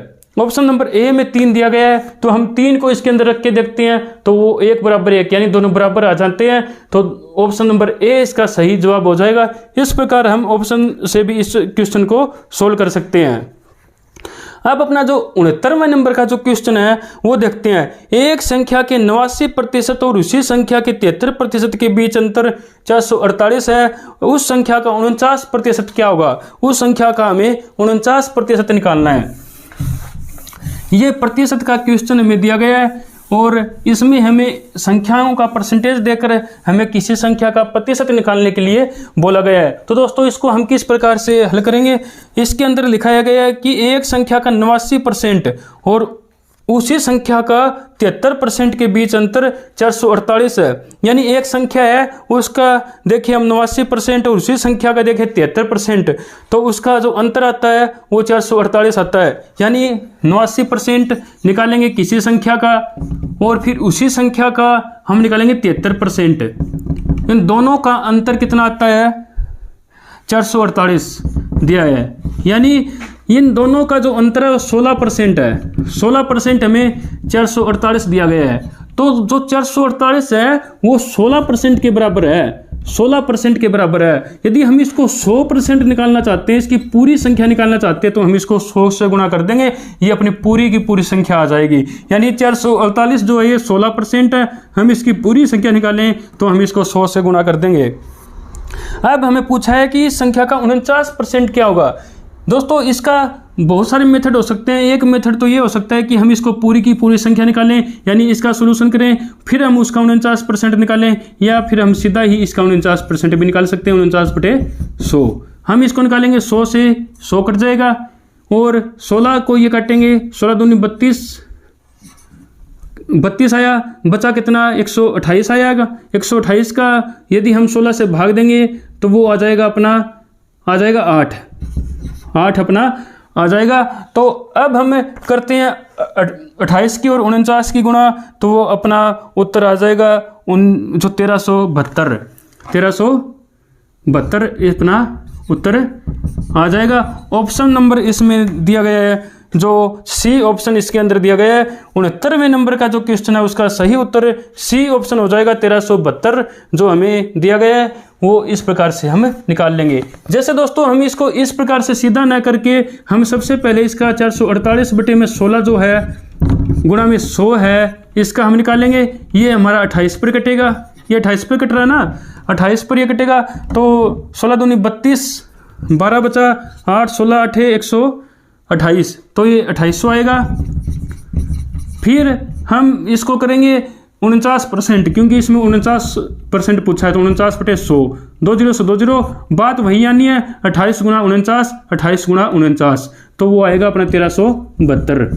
इस प्रकार से भी हम इसको कर सकते हैं, लेकिन ये थोड़ा लंबा हो जाता है क्योंकि कम्पिटिटिव जो अपना एग्जाम होता है, वनडे जो अपना एग्जाम होता है उसके अंदर हमें वही मेथड यूज करने होते हैं जो एक्यूरेसी के साथ, शीघ्रता से साथ अपना जो आंसर है वो हमें दे दें। तो इसीलिए हम यही फार्मूला यदि अपनाएं तो वो अपने लिए बेटर रहेगा क्योंकि इसमें हमें कम कैलकुलेशन है और ये जल्दी भी हो जाता है। तो दोस्तों इस प्रकार से हमें जो 69 जो क्वेश्चन है उसका सी उत्तर जो है 1372 वो इसका सही जवाब हो जाएगा। अब हमें अपना 70वें नंबर का जो क्वेश्चन है वो देखते हैं। यदि 516 रुपये 3 व्यक्तियों ए बी तथा सी में इस प्रकार बांटे जाए कि ए को बी से 25% अधिक और बी को सी से 25% कम मिले तो सी का हिस्सा क्या होगा। हमें अब सी का हिस्सा निकालना है। ये अब पार्टीशन का सवाल हमें दिया गया है, शेयर्स का ये इसके अंदर सवाल दिया गया है और इसको हम हल करते हैं। इसमें लिखा गया है कि 3 व्यक्ति है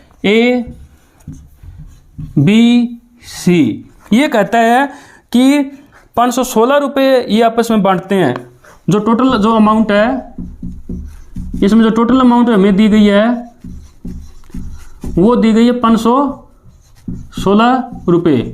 ये 516 रुपये इसमें दी गई है।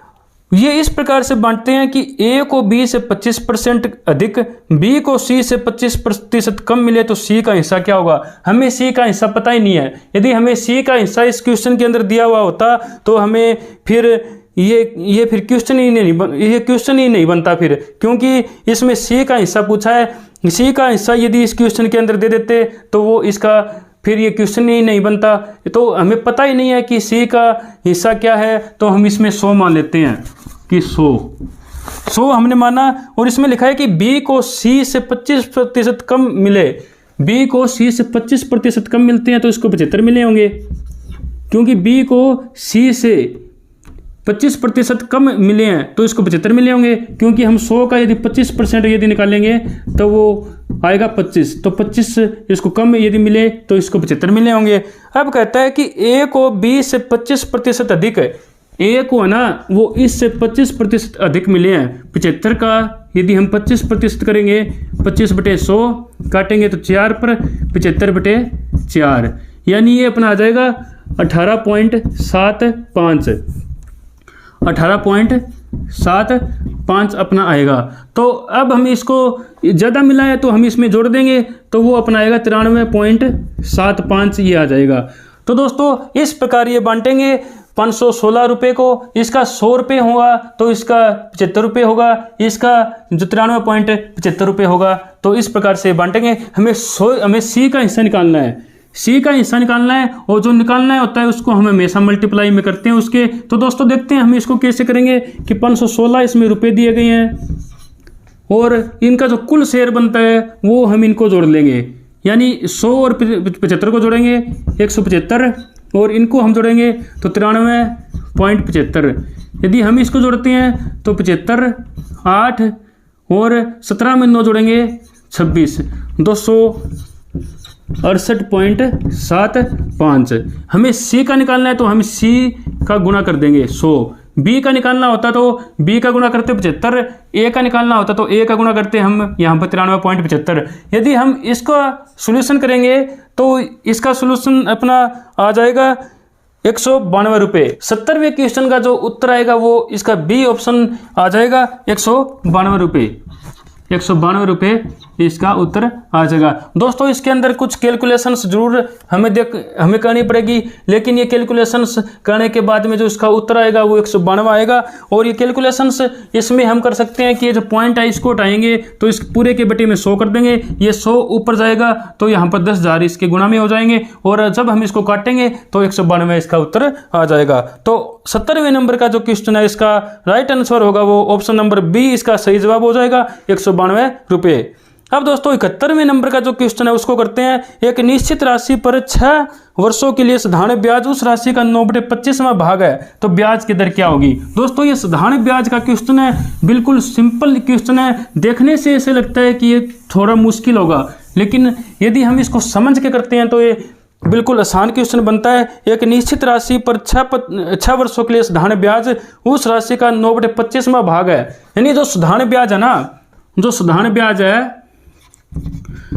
ब्याज है वो उस राशि का 9/25वां भाग है, 9/25वां भाग है। यानी मूलधन यदि 25 रुपये है तो साधारण ब्याज 9 रुपये है।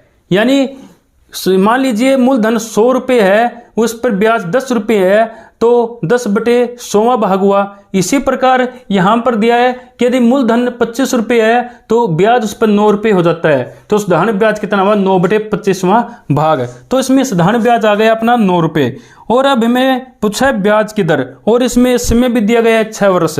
तो हम इसको यदि हल करते हैं तो साधारण ब्याज का अपना क्या फॉर्मूला होता है, मूलधन गुणा दर गुणा समय बटे 100। साधारण ब्याज इसमें दिया गया है 9 रुपये इसमें दिया गया है, और जो मूलधन है वो 25 रुपये दिया गया है प्रिंसिपल, गुणा में रेट हमें दी गई है, इसमें जो वो कैलकुलेशन करनी है निकालनी है। समय दिया गया है 6 और बटे में दिया गया है 100। ये 100 इस साइड में लेके जाएंगे तो गुणा में हो जाएंगे, 100 की और 9 की गुणा करेंगे तो 900 हो जाएंगे, 900 हो जाएंगे। और उस साइड में हम इनकी गुणा करेंगे, इस साइड में 900 है, उस साइड में 25 छिका 150, और गुणा में क्या है अपनी दर, क्या है दर। ये 150 यहाँ पर गुणा में है, इस साइड में आके ये भाग में हो जाएंगे, भाग में होंगे तो हम इसको काटेंगे, 15 छिका 90 तो 6 बराबर आ गई दर। तो दर अपनी आ जाएगी 6%। तो इस प्रकार से हम इसको सोल्यूशन करेंगे। और 71वें नंबर का जो अपना क्वेश्चन है इसका राइट आंसर अपना ए ऑप्शन हो जाएगा, 6% जिसमें लिखा हुआ है, तो 6% इसका अपना सही उत्तर होगा। तो दोस्तों इस प्रकार से हम इसको करेंगे। साधारण ब्याज का हम फार्मूला अप्लाई करेंगे, प्रिंसिपल्स गुणा रेट गुणा टाइम इसके अंदर होता है, और बटे में इसके हम इसमें 100 करते हैं। 100 हम क्यों करते हैं, क्योंकि दर दी होती है, दर परसेंटेज में होती है, तो हम इसलिए यहाँ पर बटे में 100 करते हैं। जैसे हम 5% निकालते हैं तो 5/100, 7% निकालते हैं 7/100, इसी प्रकार दर के बटे में हम 100 करते हैं। और जब हम साधारण ब्याज इसमें 9 रुपये दिया गया है, और जब हमें यहाँ पर बटे में 100 करेंगे तो 100 उस साइड में जाके इसके गुणा में होगा, तो यहाँ पर 900 हो जाएगा। और हम इसका सोल्यूशन करेंगे तो 25 छिका 150 हो जाएगा, इस साइड में गुणा में है तो यहाँ पर आके भाग में हो जाएगा। जब ये कटेगा तो अपनी दर आ जाएगी 6%, जो ऑप्शन नंबर ए में दी गई है। तो 71वें जो प्रश्न है उसका राइट आंसर अपना हो जाएगा ए ऑप्शन, जिसमें 6% लिखा हुआ है। अब दोस्तों अपना जो 72वें नंबर का जो क्वेश्चन है वो देखते हैं। उसमें लिखा है एक ट्रेन 740 मीटर व 960 मीटर लंबाई वाले 2 पुलों को क्रम से 54 और 65 सेकंड में पार करती है, तो ट्रेन की गति ज्ञात करनी है। दोस्तों ऐसे जो ट्रेन समय वक्र ऐसे जो क्वेश्चन होते हैं वो बहुत बार HSC की परीक्षाओं में हमें देखने को मिलते हैं, और ये जो क्वेश्चन इसमें डाला गया है वो बहुत अच्छा क्वेश्चन है। और इसमें क्या दिया गया कि थोड़ा बस इस समझने की जरूरत है। ऐसे क्वेश्चंस भी हमें पेपर में देखने को मिल जाते हैं, लेकिन इसमें इस क्वेश्चन को यदि हम समझते हैं तो इसमें कोई कुछ भी हमें ऐसा मुश्किल नहीं लगेगा जो हमें इसको नहीं कर पा सकते हो। दोस्तों इसको हल करने के लिए हमें देखना है कि इसमें 2 पुल दिए गए हैं, एक 740 मीटर, एक 960 मीटर, और उन दोनों पुलों को क्रम से 54 सेकंड और 65 सेकंड में वो पार करती है। तो 2 पुल है, एक 740 मीटर और एक हमें दिया गया है 960 मीटर। और इसमें जो 2 पुल है वो इसको करती है 54 सेकंड में और इसको करती है 65 सेकंड में। तो दोनों को यदि हम हल करें इसको, तो दोस्तों देखते हैं कि जो डिफरेंस है ये 220 मीटर का आता है, 220 मीटर का। और यहाँ पर जो डिफरेंस आता है वो 11 सेकंड का आता है, वो आता है 11 सेकंड का। यानी 11 सेकंड में वो 220 मीटर निकालती है, 11 सेकंड में वो 220 मीटर चलती है, उसकी स्पीड है। तो दोस्तों इसी प्रकार हम देखें तो क्योंकि हमें क्वेश्चन में दिया हुआ है कि 740 मीटर 54 सेकंड में, 960 मीटर 65 सेकंड में निकालती है, तो हम इनका डिफरेंस देखें तो 220 मीटर निकालेगी वो 11 सेकंड में। और हमें इसकी स्पीड पूछी है, वो पूछी हमें प्रति घंटा में, किलोमीटर प्रति घंटा में। तो दोस्तों 220 मीटर निकालती है 11 सेकंड में, और 1 घंटे में होते 3600 सेकंड, 3600 सेकंड। क्योंकि इसमें किलोमीटर प्रति घंटा पूछा है, तो घंटा पूछा है तो हमें घंटे में निकालना होगा, तो घंटे में निकालेंगे तो हम गुणा से 3600 करेंगे। क्योंकि 220 निकालती है 11 में, 3600 का हमें निकालना है, जो निकालना होता है उससे हमें हमेशा गुणा में करते हैं, तो हमने इसको गुणा में कर दिया। तो हम इसको काटेंगे, 2 पे कट जाएगा, 2 जीरो की ये 0 की 0, 36 की 2 से गुणा करेंगे 72, 2 जीरो की 2 जीरो, और ये 0 भी यहाँ पर हम लगा देंगे, 72,000 आ गया। ये दोस्तों ये आया मीटर, क्योंकि हमने यहाँ पर मीटर में निकाला है। तो जब हम इसको किलोमीटर में निकालेंगे 1000 से हम इसको भाग कर देंगे, 72 आ जाएगा, 72 किलोमीटर प्रति घंटा इसका उत्तर आ जाएगा अपना। तो इसका ऑप्शन नंबर जो डी होगा वो इसका सही जवाब हो जाएगा, जिसमें 72 किलोमीटर प्रति घंटा लिखा हुआ है। तो ऑप्शन नंबर जो डी है 72वें नंबर का जो क्वेश्चन है उसका सही उत्तर होगा। अगला जो दोस्तों एक क्वेश्चन इसमें दिया गया है, वो 40 व्यक्ति 15 दिनों में 240 किलोग्राम चावल खाते हैं, तो 30 व्यक्ति 48 किलोग्राम चावल कितने दिनों में खाएंगे। तो दोस्तों ये क्वेश्चन के कहने के हमारे बहुत सारे मेथड हो सकते हैं, लेकिन दोस्तों मैं आपको जो मेथड्स करवा रहा हूँ वो दोस्तों ऐसे मेथड है जो समझने में भी इजी है और जो एक्यूरेसी भी जिसके अंदर आती है, हम आसानी से जल्दी इन सवालों को, इनका सलूशन हम कर सकते हैं। दोस्तों इनकी जो मेथड्स है इनमें सवालों के जो गलत होने की संभावना न के बराबर है। ऐसे यदि आपको मेथड्स आते हैं तो आप इन सवालों को बिल्कुल इजी तरीके से अच्छे ढंग से इनको सॉल्यूशन कर सकते हैं। अभी तक जो है वो 5 क्वेश्चंस हो चुके हैं, जो 5 क्वेश्चन पेपर हो चुके हैं, और सभी क्वेश्चन पेपर में सभी में इंपॉर्टेंट प्रश्न डाले गए हैं। तो दोस्तों इस प्रश्न पत्र के साथ आपके पास 600 प्रश्न ऐसे हो जाएंगे जो परीक्षा की दृष्टि से बहुत ज्यादा इंपॉर्टेंट है। तो दोस्तों इन जो प्रश्न है इनको संभाल के रखिएगा, ताकि जब भी अपने कोई आगे एग्जाम आता है जैसे सीटी का, उसमें हम इनकी रिवीजन कर सकें। क्योंकि इन्हीं जो प्रश्नों को बनाने में हमने घंटों मेहनत की है। यानी पहले इनका जो प्रश्न हम लेकर आए हैं, फिर उनको टाइप किया है, फिर उनका हमने बाइलिंगुअल किया है, फिर हमने इनको प्रिंट किया है। तो दोस्तों इसमें घंटों की मेहनत लगती है। तो एक क्वेश्चन पेपर को बनाने में 15 से 20 घंटे का समय लगता है। दोस्तों बड़ी मेहनत से ये क्वेश्चन पेपर तैयार किए गए हैं। अब हम इस क्वेश्चन को हल करते हैं। इसका दोस्तों एक फार्मूला होता है, वो होता है MDH बटे में W। यदि हम इसको करेंगे, M का मैन बनेगा, DH का डे बनेगा, D का H का हावर्स बनेगा, W का वर्क बनेगा। इससे हम ऐसे प्रश्नों को आसानी से हल कर सकते हैं। पहले लिखा है मैन, M का मैन इसमें दिया गया 40, D का इसमें होता है दिन, डे, वो हमें दिया है 15। हावर्स का ये क्वेश्चन ही नहीं है क्योंकि इसमें घंटे दिए हुए नहीं है, तो वो हम यहाँ पर छोड़ देंगे। और W हमें जो वर्क दिया गया है वो दिया गया 240 किलोग्राम चावल खाते हैं, काम करते हैं। दोस्तों आगे जो इसमें लिखा है कि जो इसमें दूसरा जो इसमें दिया गया है वो 30 व्यक्ति दिए गए हैं, और इसमें दिन हमें निकालने हैं, तो इसको हम D उसको रख लेते हैं। और इसमें काम दिया गया है वो 48 किलोग्राम चावल खाने का दिया गया है, 48 का। अब हम दोस्तों इसको काटेंगे, तो ये हम काट सकते हैं 15 पर, 15 की हम 10 के साथ करेंगे 150, 90, 6 यानी 16 पर कट जाएगा।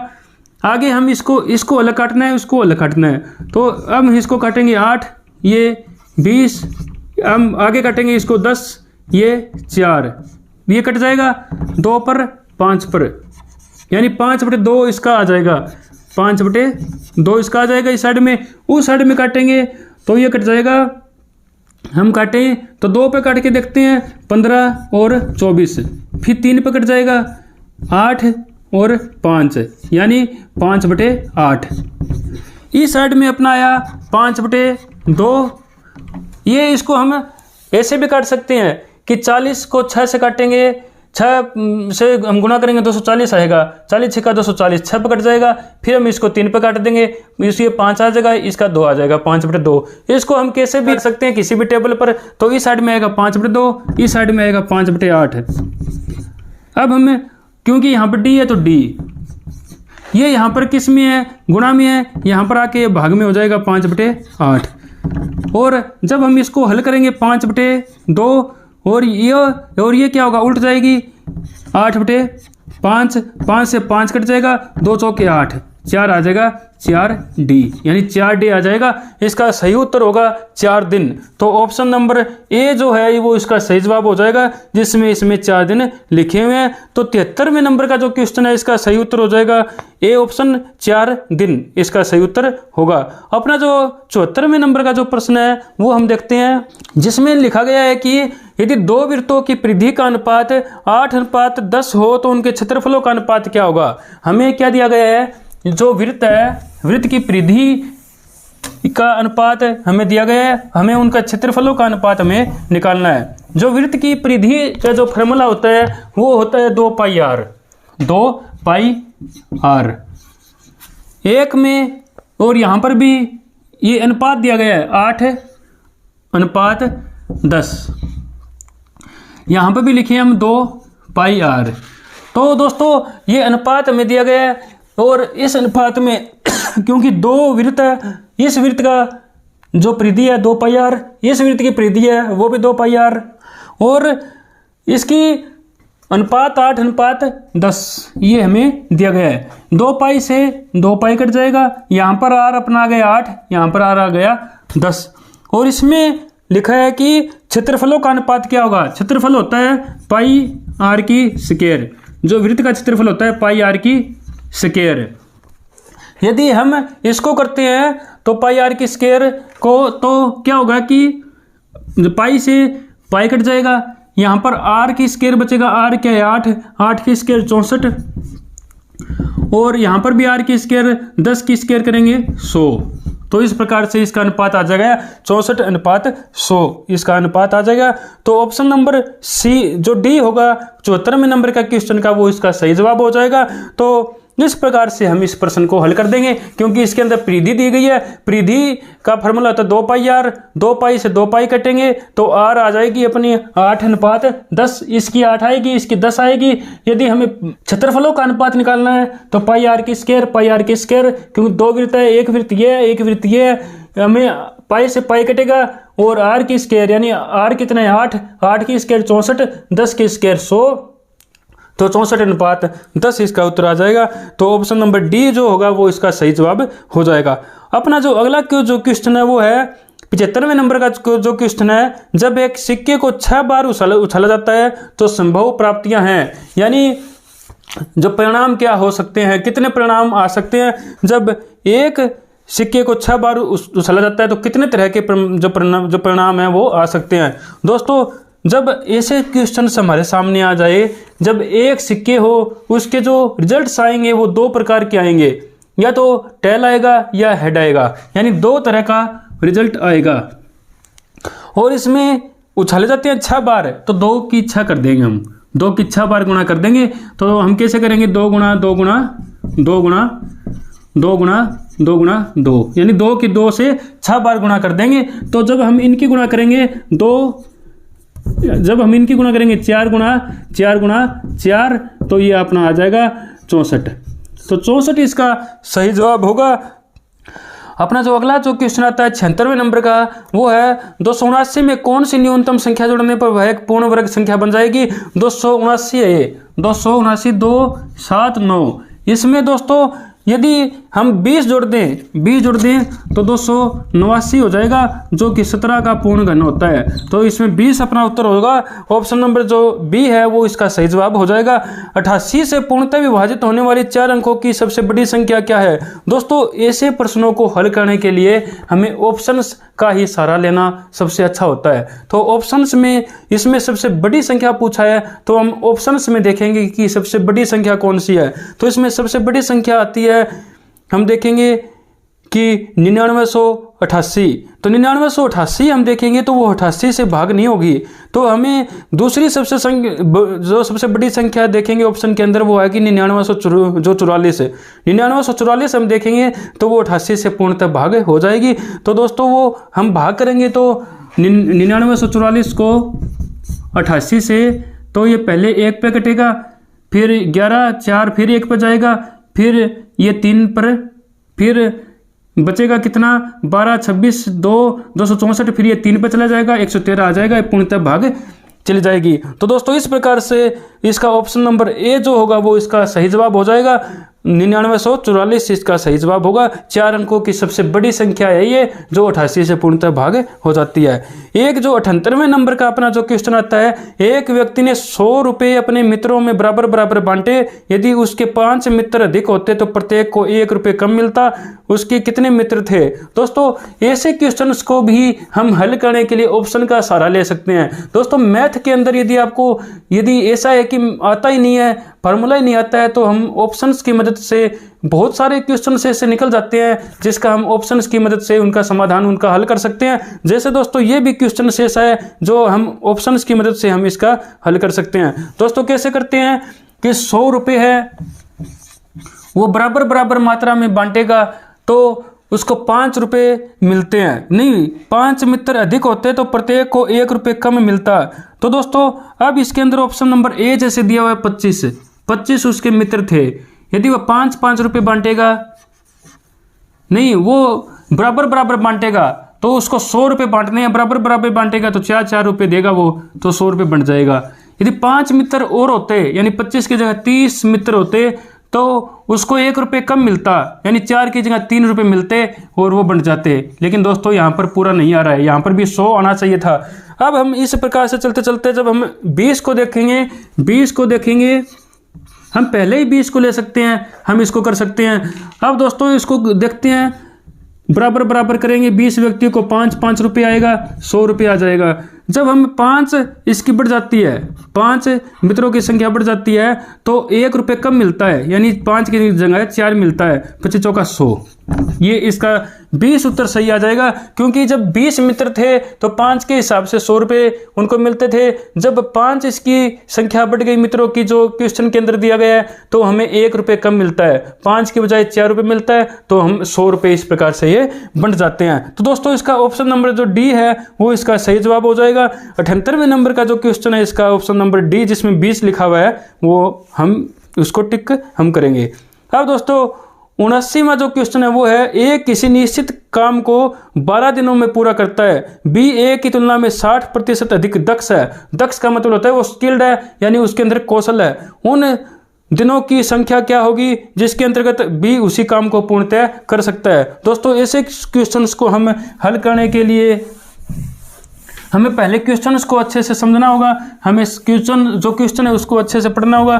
तब हम जब हमें ये प्रॉब्लम जो दी हुई है, ये जो क्वेश्चन दिया हुआ है, हम इसको समझ सकते हैं और इसका हम समाधान इसका सलूशन कर सकते हैं।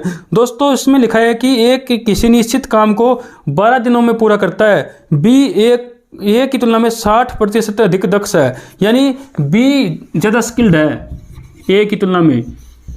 ये यदि 100 ए का मान ले तो ये 160% है, क्योंकि 60% अधिक है। यदि हम इसको 60% अधिक करेंगे तो वो 60% आएगा, यानी 60 आएगा। 60 अधिक है तो ये 160 है। यदि ये 100 है तो ये 160 है। तो अब हम देखते हैं उन दिनों की संख्या क्या होगी जिसके अंतर्गत बी उसी काम को पूर्णतः कर सकता है। ये किसी काम को 12 दिनों में पूरा करता है। यदि ये एक काम को 12 दिनों में पूरा करता है तो बी इसी काम को कितने दिनों में कर पाएगा। अब हमें पता है कि ए की तुलना में बी जो है वो कम समय लेगा, क्योंकि ए की तुलना में बी अधिक स्किल्ड है, क्योंकि यह इसकी एफिशिएंसी 100 है तो इसकी 160 है, तो यह बी जो है ये कम समय लेगा। तो कम समय लेगा तो दोस्तों हम कम वाला हम ऊपर रखेंगे या फिर हम उसको हम गुणा में रखेंगे। तो दोस्तों सबसे पहले जो 12 है, 12 हम 160 बी का हमें जो कम वाला ऊपर रखना है, यानी जो 100 और 160 है इनमें से कम वाला जो है वो हम ऊपर रखेंगे तो अपना उत्तर आ जाएगा। 0 से 0 काटेंगे, यहाँ पर 5 और यहाँ पर 8 पे कटेगा। तो अब आगे हम काटते हैं तो ये 4 पे कट जाएगा, 2 और 3 15/2 आ जाएगा। तो ये 7.5 दिन इसके आ जाएंगे, 7.5 दिन इसके आ जाएंगे। 79वें नंबर का जो क्वेश्चन है इसका ऑप्शन नंबर बी अपना, जिसमें 7.5 दिन दिया गया है, वो इसका उत्तर सही हो जाएगा। तो अब अपना 80वें नंबर का जो क्वेश्चन है, उस बेलन का आयतन जिसकी ऊंचाई 14 सेंटीमीटर और आधार 4 सेंटीमीटर हो वो हमें निकालना है। और बेलन का जो आयतन का जो फार्मूला होता है वो होता है πr²h। तो हम इसका प्रयोग करते हुए इसका बेलन का आयतन निकाल लेंगे। दोस्तों इसका हल करने से पहले हम जो बेलन है, बेलन का आयतन के जो फार्मूला है उसको हम देखते हैं। πr²h, पाई 22/7 ले सकते हैं। आर हमें दिया होगा या हमें व्यास दिया होगा। व्यास क्या होता है कि जो त्रिज्या का दुगुना होता है, यानी यदि हम व्यास का आधा कर दें तो वो अपनी त्रिज्या आ जाती है। और हाइट हमें ऊंचाई भी इस सवाल के अंदर, इस क्वेश्चन के अंदर हमें दी गई है। तो दोस्तों बेलन का आयतन हमें निकालना है जिसकी ऊंचाई 14 सेंटीमीटर है और आधार का व्यास 4 सेंटीमीटर है। व्यास 4 सेंटीमीटर है, इसकी हम त्रिज्या निकालेंगे, आर निकालेंगे, रेडियस निकालेंगे, वो अपनी 2 आ जाएगी। तो हम पाई लिखेंगे 22/7, आर हम लिखेंगे 2 गुणा 2, क्योंकि व्यास 4 है, व्यास का आधा आर होता है यानी त्रिज्या होती है। और हाइट में दी गई है 14, 7 दूनी 14, हम इनकी गुणा करेंगे तो 22 दूनी 44 दूनी 88 दूनी 176 इसका सेंटीमीटर घन आयतन घन में आता है। तो इसका सही उत्तर हो जाएगा। तो ऑप्शन नंबर डी जो है 80वें नंबर का, वो इसका सही उत्तर हो जाएगा। दोस्तों एक क्वेश्चन अपना जो अभी जो मेरे ध्यान में आया है कि जो अपना जो पहले वाला जो क्वेश्चन पेपर था उसके अंदर एक क्वेश्चन और में थोड़ी समस्या थी। वो उस क्वेश्चन में ने भी जो बहुत सारे जनों को उसने परेशान किया था, यानी उसमें बहुत सारे जनों को प्रॉब्लम थी। वो क्वेश्चन क्या था मैं आपको बताता हूँ कि उस क्वेश्चन में लिखा हुआ था कि ये सिंबल्स चेंजिंग का क्वेश्चन था। और इसमें लिखा हुआ था, ये 97वें नंबर का क्वेश्चन था पिछले वाले क्वेश्चन पेपर में। उसमें लिखा था कि अगर प्लस का मतलब भाग गुणा का जो मतलब है, माइनस भाग का मतलब गुणा और माइनस का मतलब प्लस हो तो निम्न का मान क्या होगा। हमें इसका मान निकालना था। 8 हमें रकम दी गई है, 8 + 6 गुणा 4 भाग 3 - 4। 8 का 8 प्लस को इसमें बोला गया है भाग 6, गुणा को इसमें बोला गया है, गुणा को इसमें बोला गया है -4 और भाग को इसमें बोला गया है गुणा 3 और इसमें माइनस को बोला गया +4।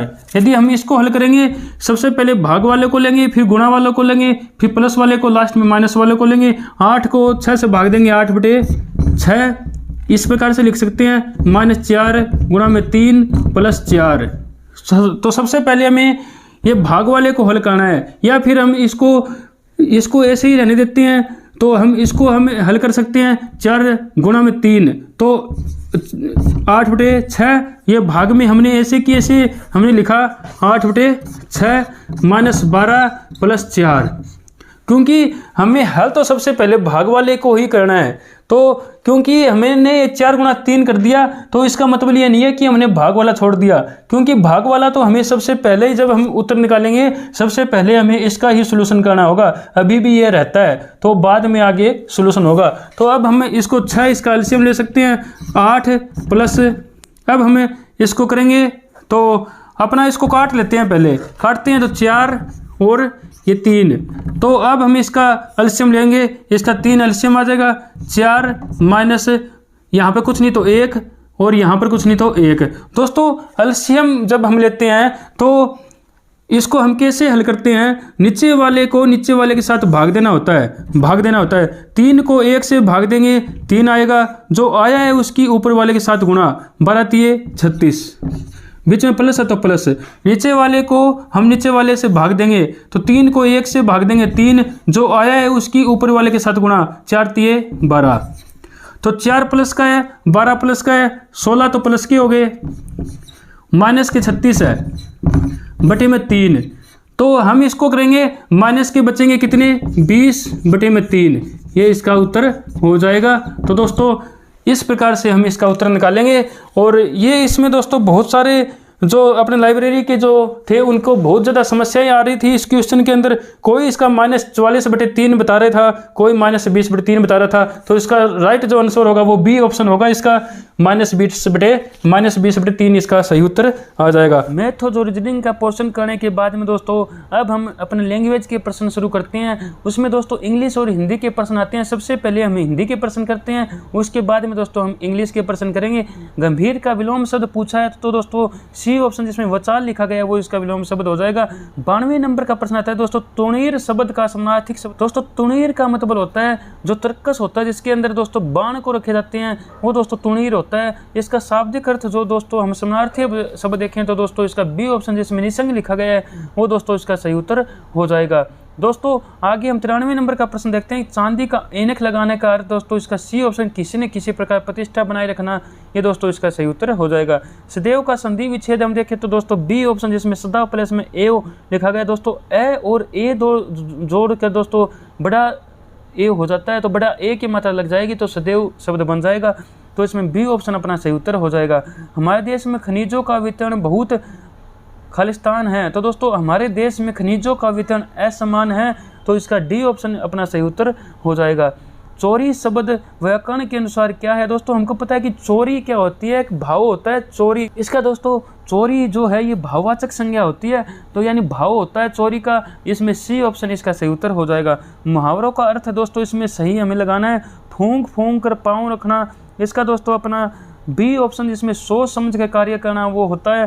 ढिंढोरा पीटना का मतलब होता है दोस्तों अपना प्रचार करना। 9-2-11 का मतलब होता है भाग जाना। घर का ना घाट का कहीं का नहीं रहना, दोस्तों इसका सही उत्तर होगा सी ऑप्शन जिसमें कि BADC लिखा गया है, यानी फूंक फूंक कर पाँव रखना, सोच समझ के कार्य करना, ढिंढोरा पीटना, प्रचार करना, 9-2-11 होना, भाग जाना, घर का ना घाट का दोस्तों सोच यानी कहीं का ना रहना, तो इसका सी ऑप्शन अपना सही उत्तर हो जाएगा। आगे अपना प्रश्न आता है दोस्तों, उसको हम देखते हैं हिंदी का। 98 नंबर का प्रश्न आता है, प्राण शब्द खालिस्तान वचन में प्रयुक्त होता है। दोस्तों हम कहते हैं कि प्राण निकल गए, हम दोस्तों कभी ऐसे नहीं कहते प्राण निकल गया, हम कहते हैं दोस्तों प्राण निकल गए, यानी दोस्तों हम इसको बहुवचन में यूज करते हैं, तो इसका बी ऑप्शन इसका सही उत्तर हो जाएगा। वह लज्जा रही है यह वाक्य में कौन सी क्रिया है दोस्तों, हम देखें तो आक्रामक क्रिया होगी, यानी क्या लज्जा दोस्तों हम क्या और किसको ऐसे करके हम देखें तो दोस्तों क्या लज्जा रही है यानी किसको लज्जा रही है दोस्तों, ये कोई जवाब नहीं आता इसका, तो इसका आक्रामक क्रिया होती है, ये ऑप्शन इसका सही उत्तर हो जाएगा। 100वें नंबर का प्रश्न आता है, तिरहा शब्द में उपसर्ग है दोस्तों, सी ऑप्शन जिसमें ती लिखा गया है वो अपना सही उत्तर होगा। दोस्तों अपने हिंदी के प्रश्न करने के बाद में दोस्तों अब हम अपने इंग्लिश के प्रश्न करते हैं, जो 81 से लेकर 90 तक के प्रश्न इसके अंदर हमने डाले हैं। दोस्तों इसमें जो अपना 81वें नंबर का जो प्रश्न आता है जिसमें लिखा गया कि फाइंड आउट द मिसप्लेस्ड जो वर्ड है, यानी जो गलत स्पेलिंग जिसकी है वो हमें सिलेक्ट करना है, तो दोस्तों अपना इसका सही उत्तर अपना सी ऑप्शन हो जाएगा जिसमें कि एरोप्लेन लिखा गया है। तो यदि हम देखें तो एरियल, एयरक्राफ्ट, एरोड्रोम की दोस्तों ये सही स्पेलिंग है, एरोप्लेन की इसके अंदर गलत स्पेलिंग लिखी गई है, सी ऑप्शन इसका सही उत्तर होगा। एंटोनियम दोस्तों इसका पूछा है तो इसका डी ऑप्शन इसका सही, इसका अपना ए ऑप्शन इसका सही उत्तर होगा जिसमें एक वर्ड लिखा गया है। दोस्तों मैं आपको इसके उत्तर बता रहा हूँ, वीडियो बहुत ज़्यादा लंबी हो चुकी है इसलिए he was there blank last week. दोस्तों हम इसके अंदर देखें तो इसके अंदर कोई भी आर्टिकल, इसके अंदर कोई भी प्रपोजिशन नहीं आएगी, इन, एट, ऑन इसमें कुछ भी आवश्यकता नहीं है, तो हम सीधा बोल सकते हैं he was here last week. He blank by a loud noise during the night. दोस्तों इसका हम देखें तो अपना ऑप्शन नंबर बी जिसमें वेयर वोक अप लिखा गया है वो इसका सही उत्तर होगा। झील का दोस्तों बहुत बार एग्जाम में पूछा गया है, इसका ए ऑप्शन अपना सही उत्तर हो जाएगा। चूज करेक्ट इनकरेक्ट फॉर्म हमें बतानी है। He said to me what are you reading. दोस्तों इसको हम देखें तो अपना डी ऑप्शन जिसमें लिखा है कि he asked me what I was reading, इसका सही उत्तर होगा, डी ऑप्शन इसका सही उत्तर हो जाएगा। He can not stop me blank what I want. दोस्तों इसका अपना सी ऑप्शन जिसमें डूइंग लिखा गया है अपना सही उत्तर हो जाएगा। अब दोस्तों इसमें अपना जो प्रश्न 87वें नंबर का प्रश्न 88वें नंबर का प्रश्न आता है कि Cinderella beauty so charmed the prince that he could not take his eyes off her. दोस्तों इसको हम देखें तो ये इसका नाउन होगा, ए हो जाएगी ब्यूटी, यानी ब्यूटी का एंड लाइन दिया गया उसको हमें बताना है, तो दोस्तों ये नाउन यानी संज्ञा होगी। I hope you won't object to me watching while you work. दोस्तों इसको हम देखें तो अपना B option me to watch इसका सही उत्तर होगा। 90वें नंबर का दोस्तों अपना प्रश्न आता है, यानी जो अपना इंग्लिश का लास्ट जो प्रश्न है, fill the blank with suitable article हमें पूछा है। तो आर्टिकल दोस्तों हम देखें तो इसके अंदर कोई भी आर्टिकल की आवश्यकता नहीं है, यानी poor depend upon the rich, इसको हम सीधा ऐसे लिख सकते हैं। तो नो आर्टिकल नीडेड, यानी डी ऑप्शन इसका सही उत्तर हो जाएगा। दोस्तों इस प्रकार हमने इस अपने छठे क्वेश्चन पेपर जो अपना था वीकली टेस्ट हुआ था उसका दोस्तों हमने सभी के सभी यानी 100 के 100 प्रश्नों का हमने सोल्यूशन कर दिया है। दोस्तों आप सभी को पता है कि हम अपने 25 वीकली टेस्ट जितने हुए थे उनका हम एक पीडीएफ के तौर पर मॉक टेस्ट के रूप में हम उनको आपको दे चुके हैं। दोस्तों ये बहुत ही महत्वपूर्ण प्रश्न है, इसके अंदर हमने सोच समझकर एक एक प्रश्न को हमने सेलेक्ट कर करके इसके अंदर डाले हैं। दोस्तों कहीं से भी इन प्रश्नों को हमने कॉपी पेस्ट नहीं किया है, एक एक प्रश्न हमने दोस्तों सिलेक्शन कर करके दोस्तों बहुत अच्छा दिमाग लगा कर इनमें ये प्रश्न इसके अंदर डाले थे। दोस्तों ये उम्मीद करते हैं कि ये जो 25 के 25 जो मॉक टेस्ट है दोस्तों आपको बहुत ज़्यादा काम आएंगे और आपको अपनी मंजिल तक यानी सिलेक्शन तक दोस्तों लेके जाएंगे। इसी उम्मीद के साथ दोस्तों हम इस वीडियो को समाप्त करते हैं। धन्यवाद।